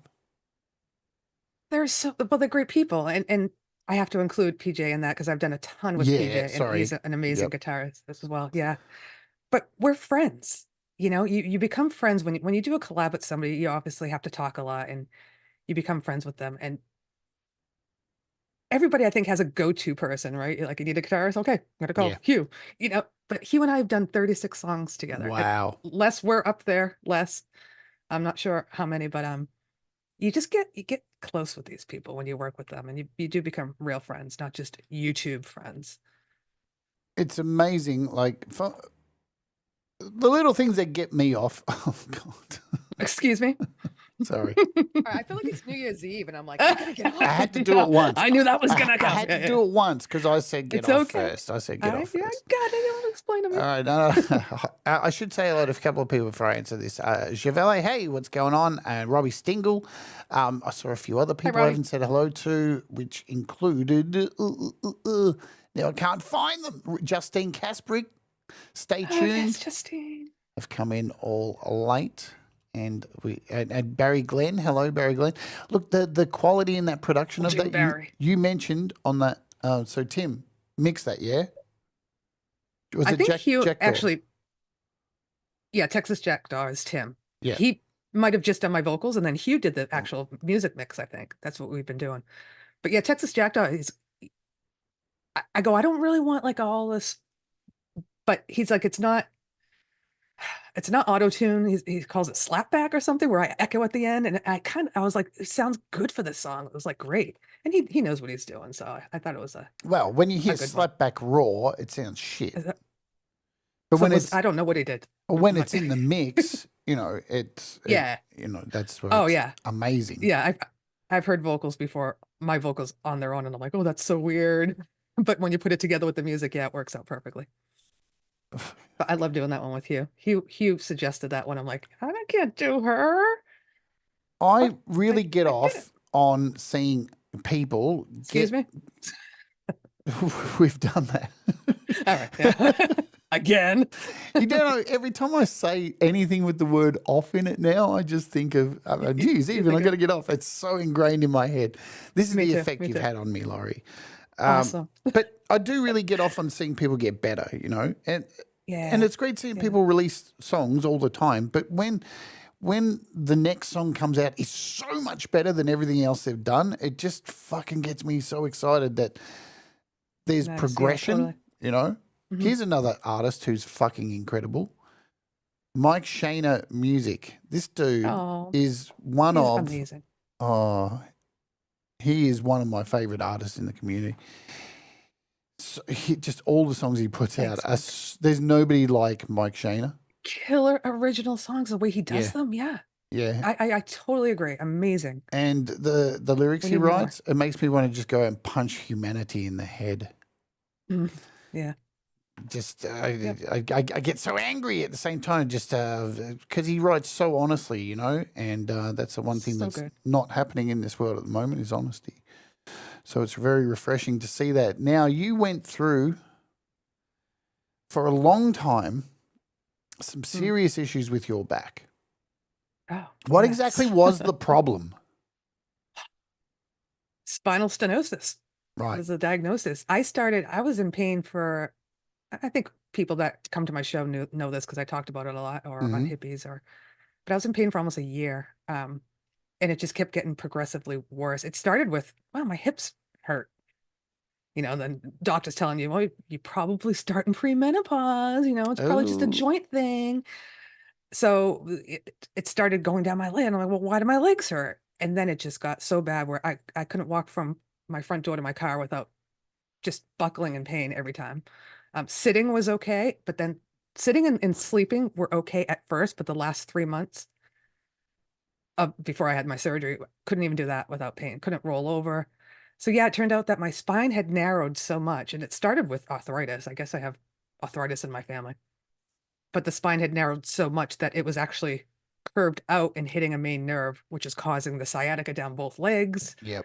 It was causing the back pain, the hip pain, everything. And I tried everything before I did surgery. I did, prednisone, cortisone shot, physical therapy, arthritis medicine, and I could not. I finally called the doctor crying. I'm like, please fix me. Yeah, yeah. And he's like, it's time, Laurie. So yeah, I had to get 4 bolts put in me. I had to get a fusion because it was so bad. Once he shaved the bones, I would have just collapsed. So he had to fuse me together. And that was only 4 months ago. And I feel great. Can you believe Well, that was 4 months ago? It It feels like years ago, but it's I mind can blowing. walk again. At the rate you recovered too is just mind blowing. So what I'm not the healthiest person either. So No, yeah, who I'm is? happy. what about what's going through your head? I understand this because I think anyone who's been through a major surgery, you understand What's Yeah. going through your head, like as you're about to go under, and are you shitting God. yourself? Well, first of all, I had my surgery scares the crap out of me because I'm a smoker. I'm like, am I Yep. gonna like have a stroke on the table? My grandfather died that way. Like just something clogged in me, it's gonna pop into my brain. I'm gonna have a stroke, and then I'm gonna be a vet. All those things go through my brain. But I was like, I can't live like this anymore. Um, so yeah, it was really scary, but I just wanted to walk again. I mean, you were literally But crawling upstairs, weren't you? I would Like have to crawl up my hands stairs. and knees. Yeah, Like, fuck. yeah. I mean, I wish there was I mean, video of that. I probably have it somewhere. Well, if you look at the Enter Sandman, that's when I started getting Right. hurt, like Right. feeling pain, and I couldn't even dance. Like just to put heels on and dance, I was like, it Ooh. killed, but I was grinning through it, trying to anyhow. So to be able to, move around again, and I didn't even really have physical therapy. I went twice, and I'm like, I could do this at home. But so my surgery was scheduled in October, Yep. and that's when they had the big hurricanes down south, and we lost Yeah. all of our saline. So I was all mentally prepped for it. I stopped smoking. I was pounding waters. They called me the day before and canceled it on me. And they said, we're not sure when we're going to get the supplies and when we're going to put you in. I'm like, are you kidding? I like totally was mentally prepared for this. I already had Yeah. my Fuck. disability paperwork at work filled out. I had to redo all that. And So, the, yeah. but it's the whole like this. You can't even Yes. come up with words for that. It's, Exactly. you know, And then they pulled it out from under me, and then I had to be all nervous again the next month. I'm yeah, like, yeah. I gotta go Like through all this no again. one wants Yeah. to go through that shit. It's like, you was know, horrible. people It go was on, horrible. you hear this all the time. Oh, facts and feelings, fuck your feelings. It's like, listen, feelings are a part of all of us. And if you're like Yeah. the person who's going, fuck feelings, are you from another planet? Because I can't identify with you. Because I can't. I Exactly. don't know why I cry over tissue commercials with a stupid dog jumping up the stairs. I don't get it. But I'm certainly I not don't going to. know. I just cry now and just don't question it. But Yeah. No, I know I'm an when emotional person too. when I had my surgery, so they were going to take out. Well, they did. They took out my spleen. They were like, oh, we're really worried because, you know, you can't clot blood. So we're going to do a major surgery and remove a vital organ. We think you might bleed out on the table. And I was like, Jesus, that yeah, you sounds got worse awesome. things yeah, thanks. Let's go. So they did Damn. an experimental surgery. They ran 2 transfusions at the same time, one in each arm while they did the surgery. Wow. And I come out absolutely fine. But the pressure before, I remember going The day into it was before? just Yeah. fucking like, really? This is like so intense. But as soon as they gave me the drugs, oh, fuck. Well, see, my other thing too was I'm a weirdo about this. Is like, I said, okay, surgery's scary. Am I going to die? Blah blah blah. But waking up out of surgery, I kept saying to the doctor, "Am I going to like hallucinate because I'm on so many drugs? Like, is my back going to be like in a brace? You know, am I still going to have like the breathing tube down my throat? Right. Like, I asked all those because I really wanted to know, what am I waking up to? And you know, Yeah. Jade, I don't freaking remember even the first week that week. I was so medicated. Like, I don't remember recovery. Yeah. I do Which is remember good. I went to my mom's house to have my mom take care of me because I was just such a baby. I needed 1 floor. This has 2. And she's a nurse. So yeah. I was using her walker. Oh, it's brutal time. So glad it's over. I'm amazed that you come out of it so quickly. Hey, Lily Pillies, there's Manny. What's going on? And Ryan. Manny. Ryan Hall, hello. Hello, Ryan. Music and law. It just blew me away. I just expected to not see you for 3 months. And, you know, we still saw you around. And then you're live streaming again. I'm just like, what the fuck? Yeah, I took a little break from the live streaming, not because I couldn't sit here and do it. I just didn't want to plan anything when I had those Yeah. 3 months off. I didn't want to. I went on other people's shows, but I just didn't feel like doing a specific plan. I wanted to be able to just recuperate, even if that meant mentally, you know, not physically. So yeah, I had 3 months off of work, and I was still doing stuff here, you know. But they say it could take up to a year for everything to be completely fixed, I guess. But It's never I only really have going to be very- 100% fixed I have very anyway. little pain. Yeah. Yeah, that's the most important thing. Like while Brad was here too, I was trying to convince him to have his hip surgery. I mean, Yeah. watching Brad walk and move around was just like heartbreaking. Just like, I know. fuck, I man, know. just get it done. And you know, the only thing that's stopping Brad is just, what if it doesn't work? That's all it is. Oh, just do it, Brad. And it's like, this is a guy who played 2 gigs on the weekend. Yeah. and had whatever substances in his system. I don't know. I can't speak for him, but he was moving around like a rabbit on that stage. So there was something going on there. I didn't get a chance to watch them yet, but I'm dying to. Yeah. Performance enhancing drugs or something was going on because he was jumping Or around. adrenaline. Maybe is. it's just the adrenaline makes Yeah. you, forget about your pain, which is good. It's So the you have same to when distract. when he went out fishing too, the excitement of going out fishing. But once we got on that water, you could see the pain in his face, and it was like, oh yeah, shit, this yeah. ain't good. And then he nearly fell out the boat, so it was all good. Lucky I was there Well, to I'm catch so glad him. that I got to meet Brad in person as well, and Russ, and I have an idea, and How, I met how, Viv how many people have you Sparrow, met? Well, I met Viv Sparrow. Yes. I met K Kung many times because he's from my area. Mm-hmm. Now I can add Leanie and Vince to that, and and those three. And did Brad- you, were Brad you Russ and there Leanie. when Wolfstone were there? No, you didn't get to meet They went the them. next day, and I was like, Right. I don't want to do the drive again. Yeah. But Jenny and Ron, Jenny grew up in my area. She grew up one town away, so her family's still here. And so we've tried to get together twice. The first time they were down here was a major hurricane. We couldn't even get to any of the restaurants. She's like, we're just going to hit the road. And then the second time, yeah, they asked me to join them for dinner, but I should have said yes, but I don't know if I was working, and I had just gotten home late the night before with seeing them all. But yeah, and then Jenny, I was in when I went away with my family. We were going to meet because you have a place up there too. When I was in Old Orchard, she knows what that means. Old Orchard. But when I was with my family, there's a million things going on. But we are going to meet. If you do get the chance to meet somebody out of this community, I can say 100% do it. You know, Yes. Yeah. they say not to meet your idols. Thankfully, you should meet your friends. That works. Yeah. Like, you know, I'm so glad that Brad came out here. It was Totally. fucking so much fun. And I miss him. Yeah, I met Lily Pillies. I met Manny as well, too. We had a coffee together. Yeah. Yeah. And And he's far. well, Not he far, was, but he's he a was in plane Melbourne. ride. Yeah. Yeah. Well, he was out here for other things. I don't know if you know this, he's an international pimp.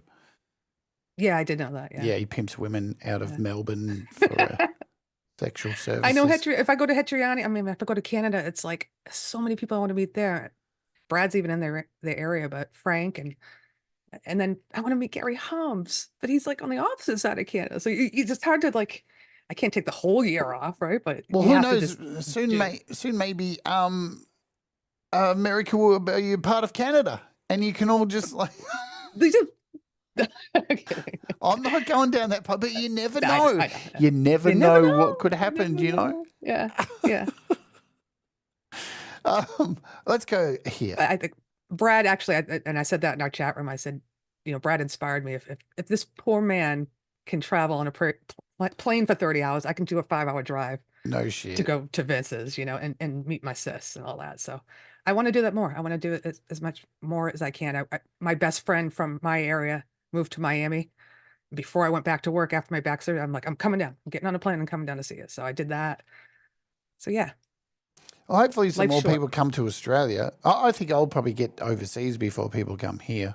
I mean, I can put people up here. I've got a really nice dog bed for people to sleep on.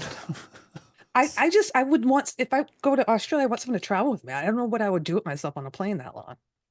Oh, So we have to make it so, everybody. just take drugs and you'll forget the flight completely. Yeah. So, so how is the pain now? I'm curious. Like, are you still like experiencing pain? No, it might if I like mop the kitchen or scrub the tub, it Yeah, hurts. hard I've also yeah, you feel the next day. So it's Right. just very slight lower back pain, but yeah, no, That's fucking so not bad. good. That's so I know. good. I go in 2 weeks to the surgeon to get X-rays again, and I feel like telling them, "Oh, do we really need them?" Because I don't want to travel into Boston right now. But yeah, so now I got to worry about everything else. My neck hurts and my Yeah, fingers now have just tingles, and the it's just normal all old age people stuff. shit. Everything. It's like, oh, now that that's not hurting, what else can we fix? Yeah. Yeah, it's like yesterday I But- did a 13-kilometer walk for Walk With Me, and Nice. then stupidly bought a bike during the episode, and there was like so gung ho at the end of the episode. I'm like, and I'm just going to ride this bike, and then I rode it, shot some footage riding it, got home, sat down, and then went, oh wow, I never knew I had those muscles before. Yeah. Fucking, Yeah. because bike riding's different than walking completely. You use different muscles. Yeah. Yes. And I had, because I had such a hard time walking and getting around, I lost a lot of muscle. now and I've gained weight and I lost a lot of muscle. So little things that I'm doing now can set, oh my God, my calves hurt. Well, because you walked further than 5 feet, Yeah. So I got to start getting healthier. I got to start, taking some of the weight off and exercising more. But yeah, it's when you use those muscles that you haven't used before, yeah, it can hurt. Let's talk about producing music videos. Because it seems you really love doing it, don't you? I do. Yeah. What is it about producing? Because I do like it too. I just don't have the time. And then I get frustrated because I don't have the time. What is it about making music videos that gets you off? Everybody works so hard, and I just had this conversation with James. Everybody works so hard to make the music sound good. I think it should also shine in your video. Like if you've worked that hard and your friends have worked that hard, let's make you shine by making a good video rather than just, putting us in 4 boxes. So I enjoy that. I enjoy bringing back the old MTV days where you actually can see a story to the song that you're singing, and we can act something out, or even show, even if it's a stock footage clip of something that they happen to say. Love you too, not visible. Thank you. So yeah, I enjoy doing that. I enjoy getting ideas in my head, and then I'll sit here for hours when I start a video. It takes me a while, but I get that into it. But I try to do it so the transitions are perfect to a beat. Like I'm not just throwing it up there. Of course. There's a beat, and there's where that line is. That's where the transition goes. Or yes, this part gets louder. I want a big flash, and I add lights. So there's a lot of layering involved. But the outcome is what's important, right? I want people to enjoy it. I mean, none of us have an attention span, right? So no one's going to watch a full video, but you might have a little better chance if your video is exciting, right? I mean, none of us. Well, no one does. Doing collaborations is really hard too. Like if you're doing your own video, what your green screen, what color it is, because all green screens are different colors and they're all shot with different lighting. So when they come to you, you put on your green screen effect on yours and then say Hugh sends his. And if it's out by a slightly different color or the way the lighting is, this is no fault of Hugh in this a fanciful explanation. Yeah. It's going to be different. So then you have to put a different LUT on that to make that fit in. And it's green screen stuff so hard to get right. And you can see it so much. Like they have the right lighting for a green screen to come off. And mine's perfect. And you have a hard situation. Right, because I don't have the room. I can't stand back. You joked about, don't show people's feet because then you can see how tall. Well, I can't show my feet because I can't even film that far back enough to show my feet. Yeah. But yeah, everybody needs to be adjusted differently. Everybody that I collab with as their videos come in. So you have to first make their video okay, and then start the creation of the video. So it does take a lot of work. Yeah, it does. I love it, and it's worth it. Yeah. Yeah, I wish I just, like for Walk With Me takes, we were talking about this before, and it takes me like 6 to 7 hours to edit the whole thing together, put music in, and because again, you want to make the transitions on the beat. Everything's got to be on the beat. Awesome. So, I'd love the way you do your videos. I wish they could get, I would love to pay somebody to do it. I know. I would love to. It's funny when my friend from Miami, when she's like, you do so much with the videos. Why don't you look into, there are a lot of companies that hire people to do videos, like, because you would have fun and still make money, And I'm like, I don't want to be editing slide presentations. I like music. Then you're bowing down to somebody else's whim as well, and there's that extra pressure, and then the room for imposter syndrome to creep in, all that kind of stuff. At least when you're doing it like with these bozos, like Chris Lane Sr. and stuff, you could just... Bozos. Do you know, I just wanted to say the word bozo. It's so fun. I've been saying it for the last few days for some reason. Like, I think bozo. I did it in Walk With Me. I was like, look at this bozo right here. And I was like, oh, fuck, I love the word bozo. It's a great word. It should be used more often. Did you hear that? My stomach growl? It's really loud. No, I didn't hear that. No. Oh, okay. I'll go back now and listen to that later on. So timestamp it, folks. 1 hour 48. Come back once it's all finished processing. You guys are awesome for hanging out with us. Thank you. We got a couple of more songs to play. Yeah. And so we'll do one of these now. Sorry, I'm all over the place today. I've got to stop smoking weed. This is Take On Me. I love this song. What made you want to do this? Who was the driving force behind this one? I don't know if it was PJ or me. It might have been me. I did a short a long time ago of Take On Me. And a lot of people know I'm a child of the 80s, so I love that type of stuff. But I did a short that had an effect just like the MTV video did, where you slide it and it turns black and white. And I think PJ and I were like, well, let's do the whole song, and it was great because I got my son involved who did the drums. And I know a lot of people are like, yeah, that song's so overplayed, but I didn't care. But No. it took us a while to find a singer who could hit those freaking notes and Take On Me. And Yeah. a lot of people were like, nope, can't do it, can't do it. So we asked Martin, Guitar 86, and he nailed it. So again, I did it, tried to do it in the style of the way the video was from MTV, and put us all together, and PJ did the mix, and you got Take On Me. Let's do it. You ready, folks? Take On Me. Boom. It's huge.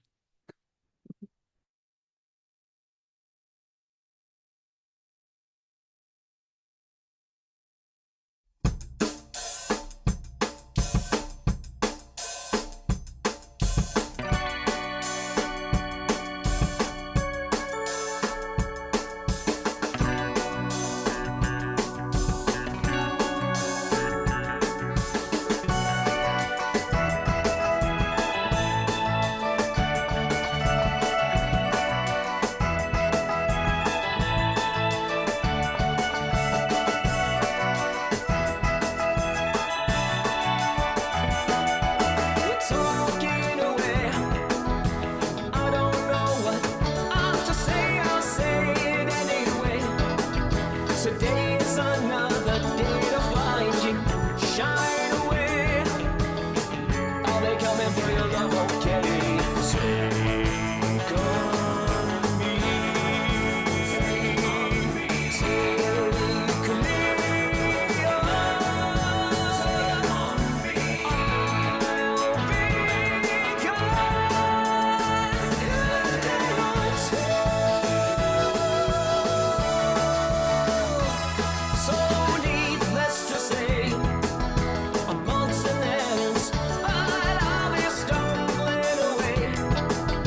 Slowly learning that life is okay. Say after me, it's no better than it's safe than sorry.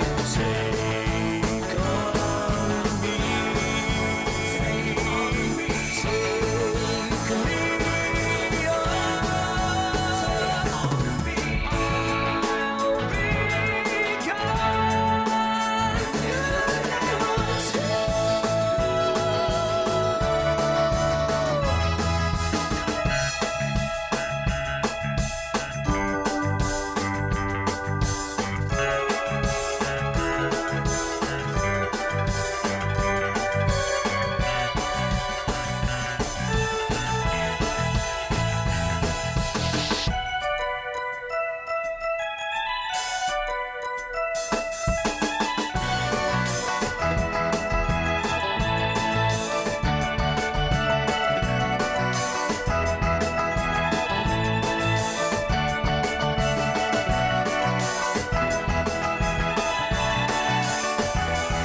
All the things that you say is in life just to blame our worries away.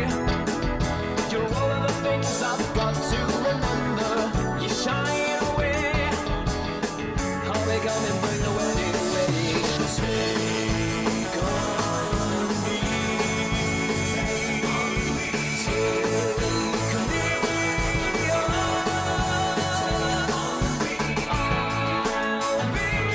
Take on me.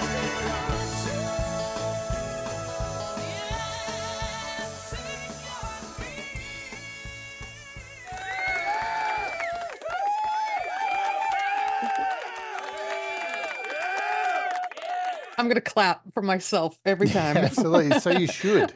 So you should. I'm clapping for my friends and Martin, and You you should guys are ne- so nice in the chat. Thank you. You know what? You should never be ashamed of enjoying your own stuff. I smile when I look back at them. There's a lot of them I look back. I'm like, oh, I forgot what we did on there. And I yeah, remember when I it's was fun. growing up, and especially because I was probably in the metal scene, it was always Yeah. looked bad as like, oh, you're wearing your own shirt. It's like, so what? It's a fucking good shirt. Fuck off. Like, oh, you like your own music. Like, yeah. Why would you hate your own music? I'll never Doesn't make any understand it. sense. Like, I don't want to listen to my own music. Like, fuck Yeah. off. Then Like, why would anybody else? Yep. yeah, exactly. Like, that's why you make it, because you like it. You like it. Oh, my God. It's so frustrating, some people. I am the partiest. Yes, that was my son on drums, Cameron, which if I can get him on a song with me, I am so happy because he's busy on his own, right? He's going to music school and not home all the time now. Now, that dude's so talented, it's ridiculous, right? My boy? Yeah. Thank you. He's so talented, it's ridiculous. Like, it just seems like he's, there are people out there. It's like when I was young, I always remember looking at kids at school and going, why is that cunt so cool? What is it? What do they do that's so cool? How can I be cool like that? And the thing is, some people have just got it. They just have this aura, and Cameron's absolutely got that in spades. I just know, never met him, sweet.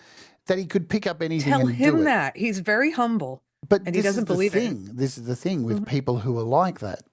They don't see it, right? Because it's hard to. We have people.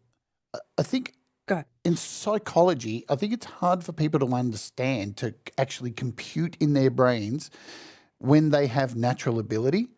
And it is a sense of imposter syndrome. So a person going, and they doubt it because it's a natural ability. And I know people can say, oh, there's no such thing as natural ability. Some people just fucking have it and are able to pick things up really quickly. And that's Cameron. And of course, the downside of that is this stuff. It can fuck with you because you don't understand why you've been given this and he gift. gets to the point where a lot of people come up to him and adults, right? I mean, he's an adult now too, but even when he was a kid and he'd be jamming with the older guys, people would come up to him and be like, you're not only is your stage presence good, you know when to hold back. You're not just up there slamming the kit. And, Yep. but people would compliment him so much. I think he was like, now they're just saying that. Yeah, Like right. because he heard it so much, right? And I said, Cameron, you're just saying it because you're my mom, or no, like we see other drummers that cannot do what you do. Not only that, he sings. He can sing and drum at the same time. So Yeah.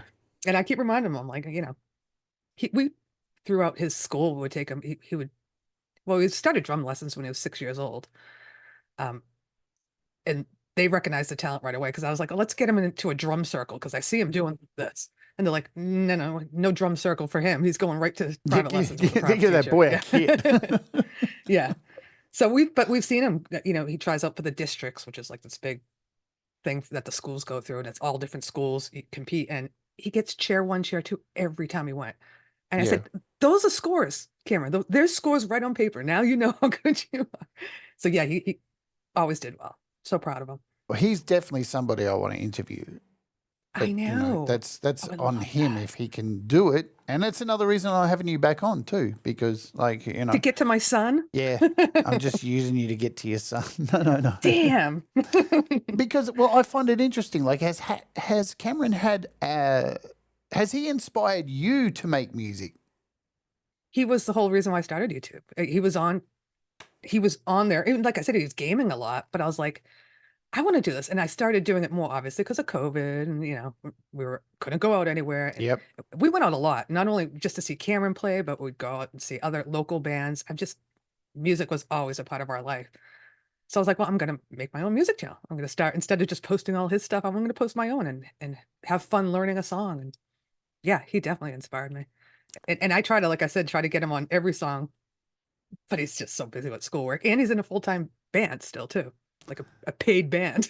So I love it when kids inspire their parents. hey, Kath. Instead of the other way around, trying to get parents trying to get their kids to live out their life, because that happens a lot too. I mean, I'm not going to go into my personal life with children and stuff, but the last thing I would want to do for my child is to have them live my dream. Yeah.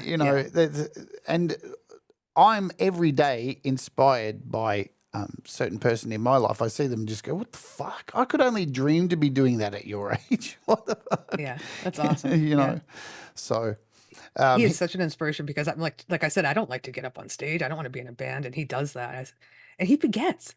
I go, you're flawless on, not flawless, but you get up there with ease and you're in your element. Like, remember that when you feel down about yourself, Does he let you know that you've improved?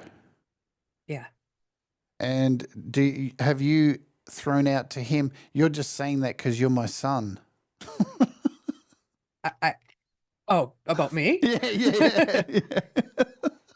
Yeah, no, a lot of this, I'm sorry, but a lot of this YouTube stuff he thinks is a little cheesy, Of right? course. He's It just not is. into it anymore. And he used to, but then sometimes he looks, he's like, that was actually pretty good, Mom, or wait, you got 7,000 subs? Like he remembers when he got 1,000, right? Yeah. He filmed it and he was screaming, he was probably 10 years old and screaming and jumping up and down. And I'm like, wow. I said, I'll never get 1,000 subs. So he looks at that sometimes. He's like, okay, I got to admit that was good. Or wow, you've got viewers, that type of thing. But that's about it. Or He that doesn't was like, cheesy. most of the time it's cheesy or God, you sang that? Why are you singing? Just say to him, I still listen, am his mom after all. It's embarrassing, right? listen, buddy, once you get to my age, cheesy is all we have to live for. That's all what right? I said. I go, it's freaking, I get so mad sometimes. I go, I have fun. Is that okay? Yeah, no shit. No shit. That is Like, it. give mom a break. I can't always be doing stuff for you guys. Does he have fun making music? Have you asked him that directly? Yeah, actually, to get a little honest with you, and you know this, but he's going through, Sure. he's going through chronic Lyme right now. Chronic Lyme, his mood started to change like a year and a half ago, and we weren't sure why. We don't have depression in the family. He's never been depressed, but something was happening, and I get emotional about it. We got Yeah. him tested, and it turns out that when he got Lyme disease 2 years ago, it wasn't treated completely, so it's still in him. And chronic Lyme is even worse than Lyme because now it's affecting affecting your brain stem. So we got him tested for that, and it turns out he also has PANS, which is something that you get from the Streptococcus virus, and that also affects the brain and how you think, and inflammation and all this. And so he's been on a lot of meds now, and he claims that these meds that he's on stripped him of his creativity. So it's very hard as a mom to hear him say that, but he's like, I can't create music. I can't do it because he can't really think straight right now. And I said, you know what? Give yourself a break. It'll come back. Do some covers. Do one with mom on YouTube, Yeah. Like, and he's going to school. He's going to school for music at one of the top music schools ever. So he's just really hard on himself right now. But I keep telling him it's not you. It's what you're going through. And we're going to be there for you and clear this up. So yeah, it's been a difficult year between my back and him with the Lyme. 2024 sucked. I mean, it's Excuse me. really hard to stay creative. I mean, you have bursts of like creativity, and then it can be anything. It can be like what he's going through now. Even myself, I'm so in a hole with creativity at the moment. You said you don't want to do anything. Yeah. I just don't care about music. I'm just going to say it. And you know what? That doesn't mean I'm not into music ever again. It just means right now I'm in a slump. And I think you've got to be able to access that and say it and be able to say it out loud to help get over it. I told him that too. Yeah. I'm like, it's okay to not feel creative right now. Yeah. It'll come back, It comes and goes, and there's other things to do. Like music isn't the fucking be all and end of the world. There's other things to do. There's so many other things you can do. But music, it's always going to be there. Hi, Nate. Oh, speaking of my friend Nate. Nate's been a big help with, when I talk about Cameron, because he knows a lot about natural supplements and things, but yeah. Sorry, I didn't mean to cut you off. No. Hello, Dom. Dom says it's only a hole if you think it is. Dom. That's Hi, interesting. Vince. It's probably not good advice seeing a prostitute, but anyway. So don't use that advice if you. But he played, because he's at Berkeley, he has to perform all the time and gets together with kids that are top-notch musicians. And he just performed last night, and I was blown away by like the girl singer and by everybody. And there's Cam smiling away, and I'm like, look at yourself. Like, remember that this is how you feel when you're on stage. Like, it doesn't have to be every day you feel this, but yeah. Sorry. No. Getting a little flicked, but he's amazing. And yeah. Yeah, well, I the thing is, I can sit here and say, I hope he comes through it okay, and I do. But Yeah. he will. He will. You know, we. That's what I said. I said, you'll look back and be like, oh, wow, I was worrying too much. But it's been a while. Like he's been on a treatment plan for a while. And so, at age 20, you're like, when the fuck am I going to get better? And I don't blame him. But Yeah, and it's weird times too because everything kind of feels hopeless. Even the smallest things feels like, oh my god, really fucking. Vince, Yeah. I see Vince Janella's in the chat as well. He's got the Vince sound down. Janella, my buddy. Mike says Lyme is a nightmare when it gets out of hand. Yeah. For the longest time, they didn't know how to diagnose it. People thought it wasn't real, and it's like, Well, that's the hard thing right now is that doctors are starting to get up to speed with it, but we have to have him in with specialists. It's really expensive. They're not covered by my insurance company. I mean, the supplements we're getting aren't covered. I have to buy them online, and it's the mainstream doctors do not think it's a thing. I mean, some of them.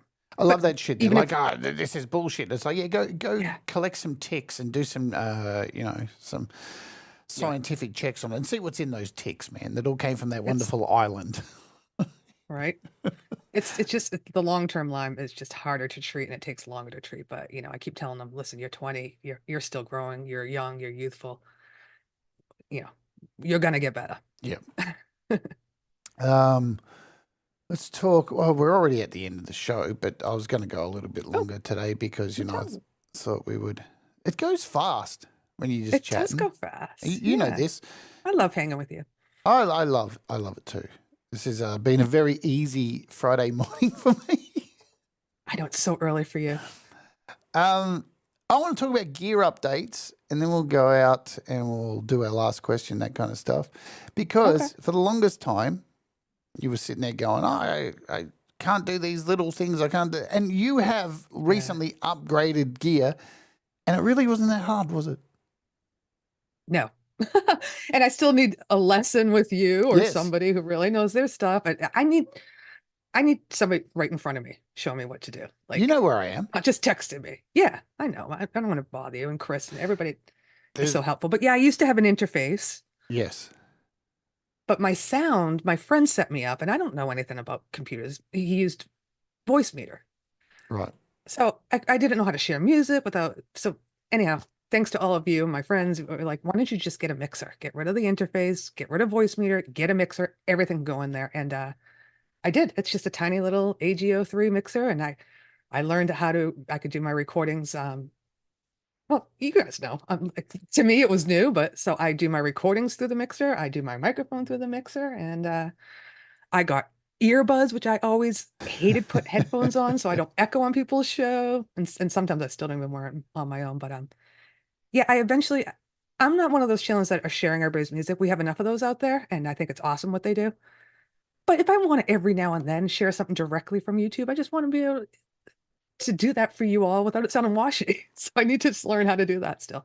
And I know it involves OBS and virtual cameras. I just haven't had the time to sit down and do that. But Yeah. this alone was a major The upgrade. thing is, these things are never really hard. They're just finding the time to sit down with one person and get it. Exactly. Oh, I get that. That makes sense. Let's do that, Exactly. Yeah. So, And you can. Coldy and Leela and you and everybody has been telling me, well, you got to do this. You got to do that. Yeah, I know. I just don't want to do it tonight. Yeah. This is what you have to do.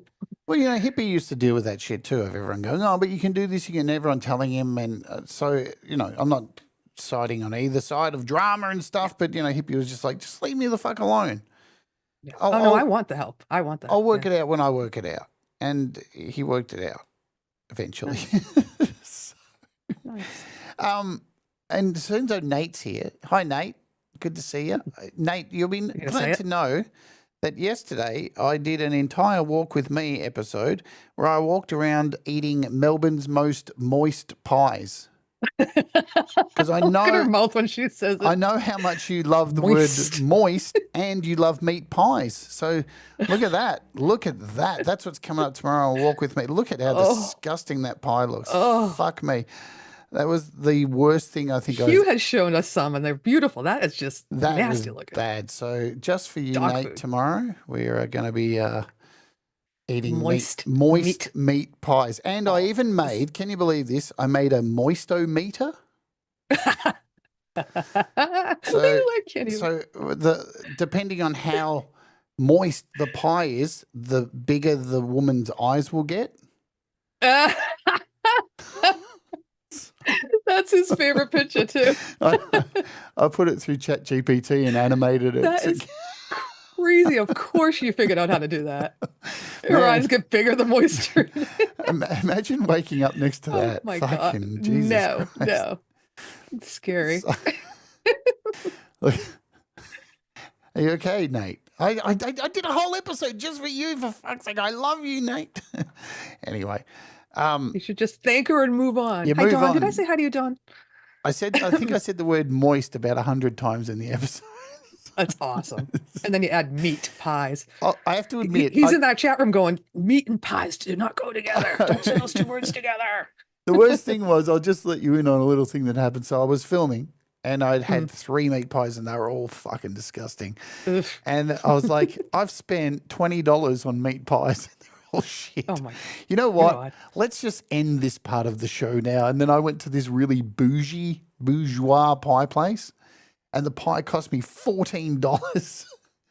Jesus. But it was amazing. And it was, I was able to put a doorstop in it and go, all right, well, that's that part of the show done. We've had a nice pie. All the rest was shit. So, and then we'll go do something else. I'm going to put And you then on. you got a bike. And I got a bike too. Look at that baby. Nice. It's so nice. sexy. It's all black. I'm not going to say what. Love it. So I'm going to put you on the spot with the last 2 Oh, questions. geez.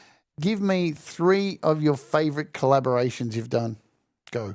Oh, 3 only. I can't because, first of all, No, you have to. I don't know them all by No, heart. you but have to. Your whole life relies on this. oh God. All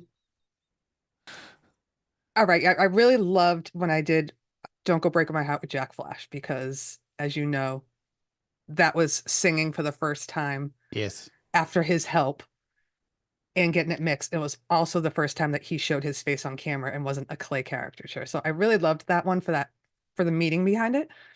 And the video was so cool. We changed into like I was a character just to look like, because he's a character, but no one knew to the end that he was coming out with his face, and we turned into real people. And I had to do this finger snap and a poof and all that. So It was very cool. yeah, that one. It was a Yeah. Wonder Woman moment. It was cool. I loved Tainted Love for a similar reason. Yeah, that's a good one. Gary had Jack Flash and I, and we did the video kind of, well, not kind of, we did the video just like Broken Peach did, which is Broken Peach did a cover of the song. So we did that, and Gary dressed up and I dressed up and we danced, and Gary taught me this awesome technique that he does that where you dance actually slow, but then you speed it up and you look choppy. I couldn't even remember now, Gary, to do that, but that one was great. And the mashup that we did and Gary's mix was awesome, and having Heterati and Jack on there was fun. But all the other ones, there's just so many, because I've done a ton with Hugh that I love. I've done a ton with my sis Eileen that I love. All the ones with Les Niji I love. Everybody, I'm getting to meet more people now. I'm not just sticking to the same old people. So I might have Old people. well, not the same old, but I'm willing to expand and meet other people is what I'm saying. But and I have been. But God, I mean, the ones I picked today is because I really love them too. I was just being Miss- mean. Mr. Sandman. I still have another one that you didn't play yet, but I'm closing with that. oh, okay, cool. Yeah. Anyhow, I just have fun, and I just love the people that I choose to do collabs with because they are fun and real people. I'm very excited to hear your original tracks coming up for the charity album. You've heard one I'm because you mastered it. Oh yeah, I have too. Yeah, I remember that. Yeah. I've mastered so many songs in the last fucking 2 months. Yeah, I know. It's all a bit of a Yeah, that one came out good. You gave me a very nice compliment too. You said you like that's you on keys. I love it. I always give you nice compliments. You're a star. you do. I've always said it from the beginning. Aw, me too. You're so nice. Let's hit our last question, and then I'll butter you up a little bit more. Okay. If you're on a deserted island and you didn't have a soccer ball to kick around, what album would you want to be with you to get you through those cold, lonely nights eating sand? Okay. When you ask this, I always get so anxious because I'm like thinking, because I'm thinking to myself, it's got to be something that can listen over and over and over again, right? Not get sick. But Obviously, at the yeah. same time, if I'm on a deserted island alone, I want something soothing too, right? Yeah. Not necessarily my favorite album, but something that's going to calm me down, because I'm not going to have Wilson. But so I would have to say, I don't, again, I'm a mishmash. I don't like to listen to one full album. So it has to be a compilation album. So probably the soundtrack from Grease, because that would make me happy. Wow, what a good choice. I was just thinking. And another one, probably anything Bee Gees, even though they're already on the Grease album. Yeah. Because just that dancey, either 60s dancey, like some of the Grease songs were, or the disco-y 70s dancing, just makes me happy. And I think that's what I would enjoy if I was alone on an island and didn't have that top drawer with me. No, I'm kidding. I don't know what I would listen to. I've never thought about You know? it. No. It's a hard choice. To It's be a hard honest, I choice. don't listen to a lot of music in my quiet time. I listen to a lot of podcasts and people talking. If I listen to music, it keeps me awake because I want to hear the Right. next song and I want to listen to it. And if I listen to talk back, I'm just like, oh, wow, it's people talking. Fuck, I Nice, hate nice. people. Oh, I wish people I would just fucking hate vanish off this people. planet. And it helps I listen me in the sleep. car. I listen in the car, and then when I'm at home, it's YouTube songs because I have so many people I need to catch up on. So it's usually their music that I'm listening to. But yeah, at bedtime, I'll What- listen to ASMR. The last question, which I've just added on to the question because of Leanie Uh-oh. here. What's your The drawer. What's your favorite thing that's in the top drawer behind you? Don't listen to her. Let me see what's in there. Think. Well, I could tell you before my surgery, my favorite thing that was in there is BioFreeze. Right. It's a very boring drawer, believe me. I know. I it would have is. to wake up and rub it on my back and my legs. So yeah, that's in there. I had to rub deep heat into Brad's back when he was here. I had to rub a lot of things into Brad when he was here. Lovely. It was so Lovely. uncomfortable. I'm sure. He's like, He got made his- me rub things too when I met him. Wow. Hang on. I'm What? kidding. Damn. Hey, Kathy. Damn, Kathy Brad. Ogram, I didn't see you there in the chat. Gasping here. I'm sorry if I missed anybody. Thank you, Pausing everybody, for guitars. coming out today. We're going to wrap this thing up with the last song. What do you have planned over the next? Do you think about what you want to do on your channel over the coming year? Do you have plans to keep things exciting, or do you just like go with the flow? No, fuck them. You don't want to come to my channel? No, I'm kidding. No, listen, at my Friday night hang, it's a hang with friends. The friends come on the panel. It's the opening 2 hours or hour and 45 minutes before Gary's hang, and that's the whole reason why I did it. It's because Gary, for us East Coasters, it's on pretty late, so we're like, come on, let's keep people pumped. Let's do this. But I always like to try to have like a little theme involved if there's something going on. Like we'll do a Christmas thing, or we'll do. So tomorrow's show on the Friday night hang there's supposed to be a full moon on April 12th. So we're celebrating the pink moon, everybody. And I got a Yes. backing track out there if you haven't done it. I've gotten several so far. Kubrick always sends his stuff in, but yeah, that's, I'm always working on a song. I'm always thinking about my live show on Friday, or trying to think ahead anyhow. And that's it. Just visit you guys, because it's not just about sitting back and waiting for people to come to your channel. I think it's important that you go to others. I mod on others. I help with fundraisers. I co-host on Gmaze, or get involved, and I comment on anybody who comments on mine. You have to, I think, give that back to people who are taking the time to comment. So comment back. But I just try to get all around to everywhere if I can, and it's not all the time. So I'm sorry, but I try my best. Talking about comments, me and Russ were talking about this last night. Interesting statistic, and I'm sure I'm interested to hear people in the chat because there's a lot of musicians here. Have you found your comments have gone down by a significant number since Metalhead Hippie stopped doing his shows? No. Oh, really? My comments on my own music? The views and comments.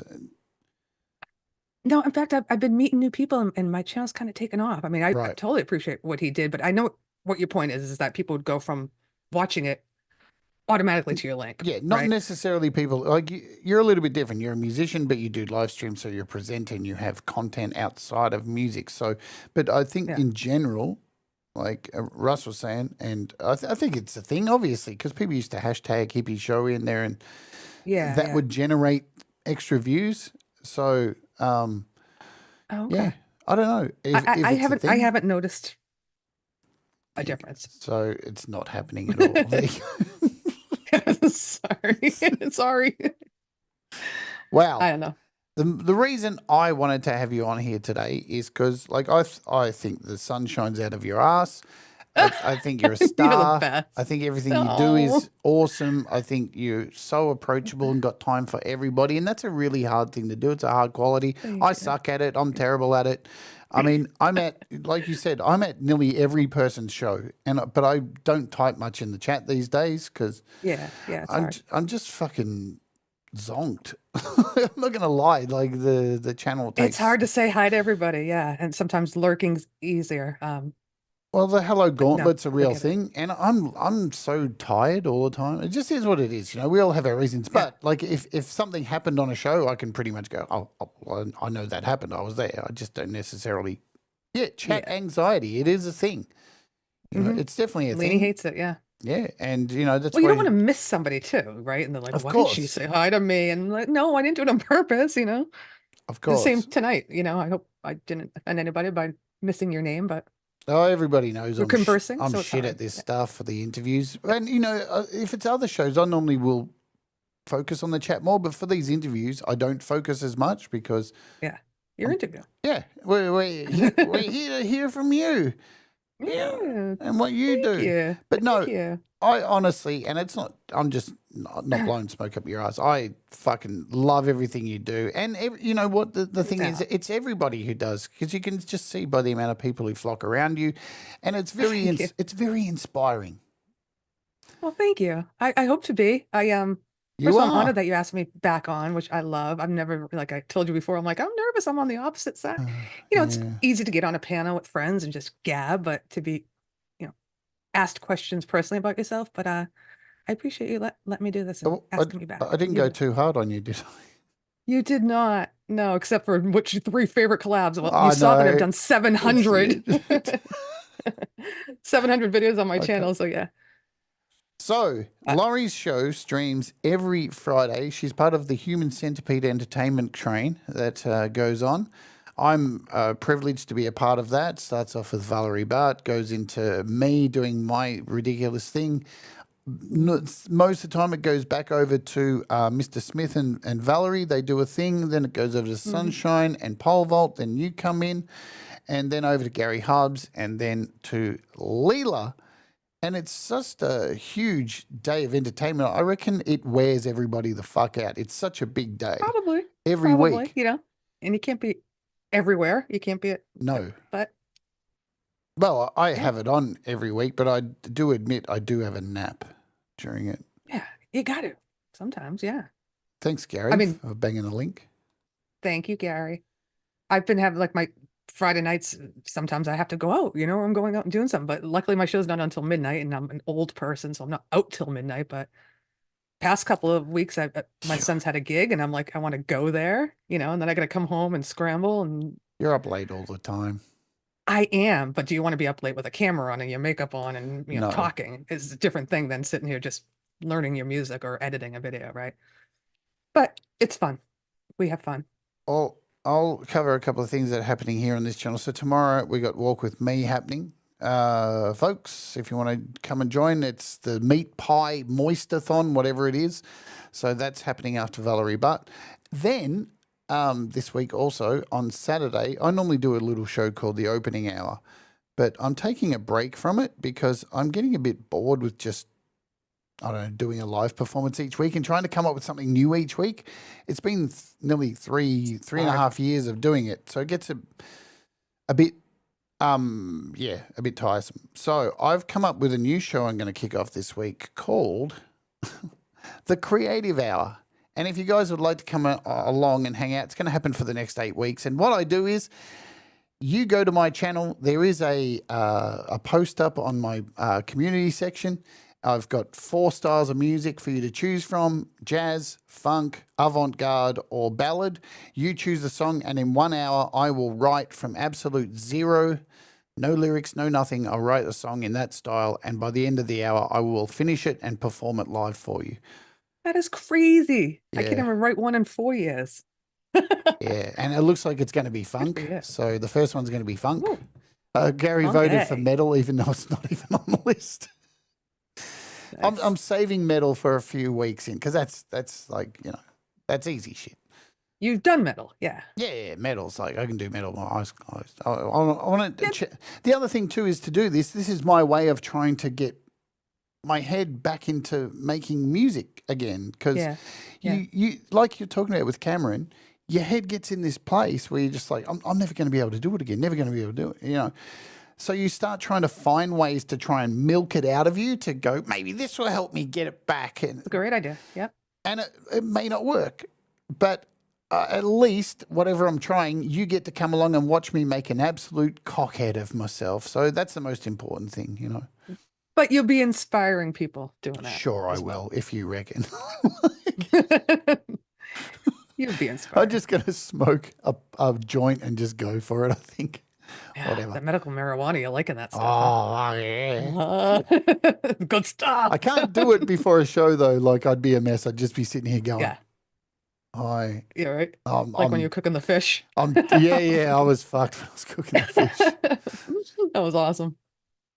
Well, thanks again, Jade. I really appreciate hanging out with Thank you, you. and you giving me the opportunity to talk a little bit about I love you, myself. Laurie. I think you're Uh, awesome. I I just love you think too. You know everything that. you do is awesome. I can't come up on your panel all the time. Why? Because like I don't need to be there every time. There's enough talent to get up there and keep that show rolling because you're the host of it. I just love too that you bring so many people together and some people who probably would never have collabed or anything like that. And there's just so Thank much. you. I I'm can't. proud of that.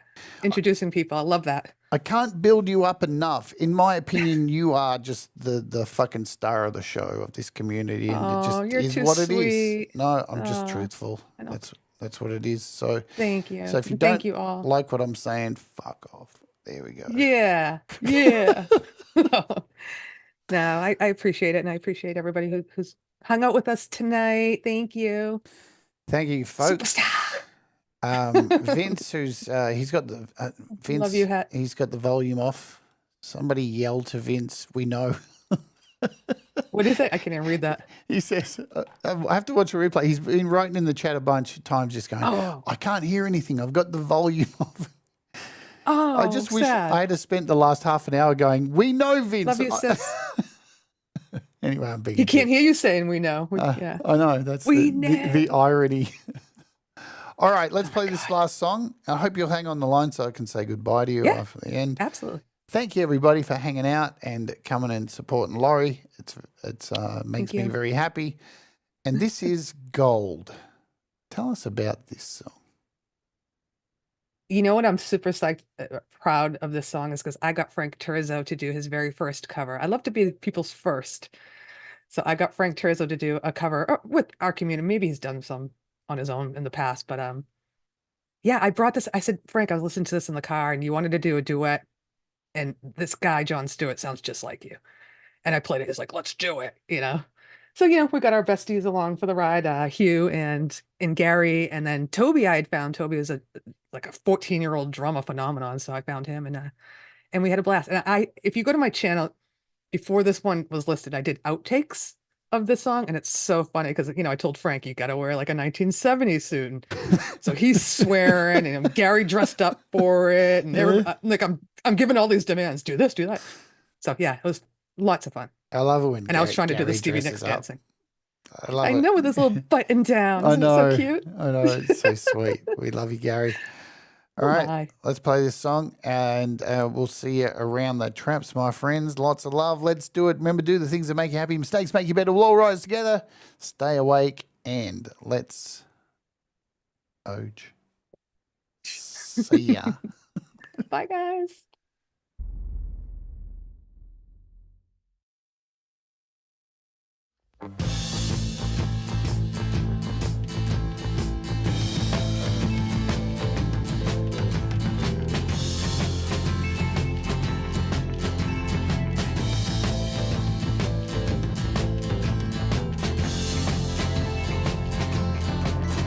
When the lights go down in the California town, people are in for the evening.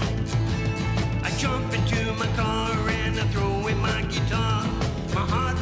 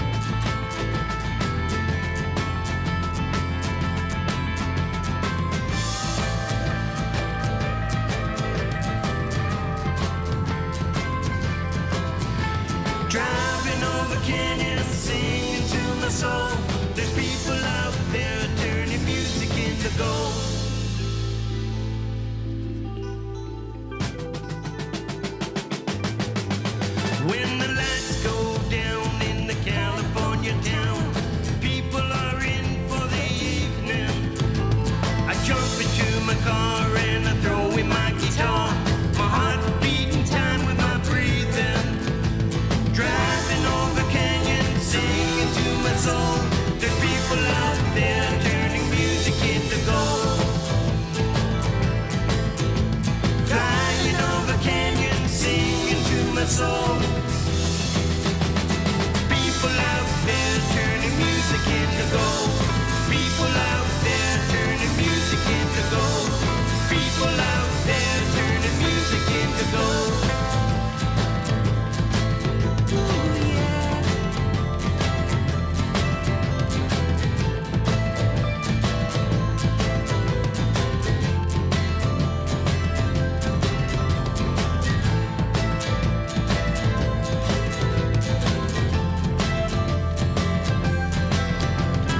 People out there turning music into gold, into gold. People out there turning music into gold, into gold. People out there turning music into gold, into gold. Gotta say, people out there turning music into gold, into gold. Rocking on the radio. People out there turning music into gold, into gold. Flipping down the back road. People out there turning music into gold, into gold. Gotta say no. People out there turning music into gold, into gold.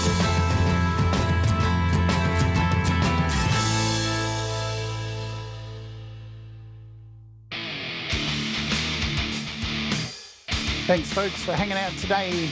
Thank you to today's sponsor, DistroKid. DistroKid.com/VIP/Jade Starr for 7% off your first year. You guys rock.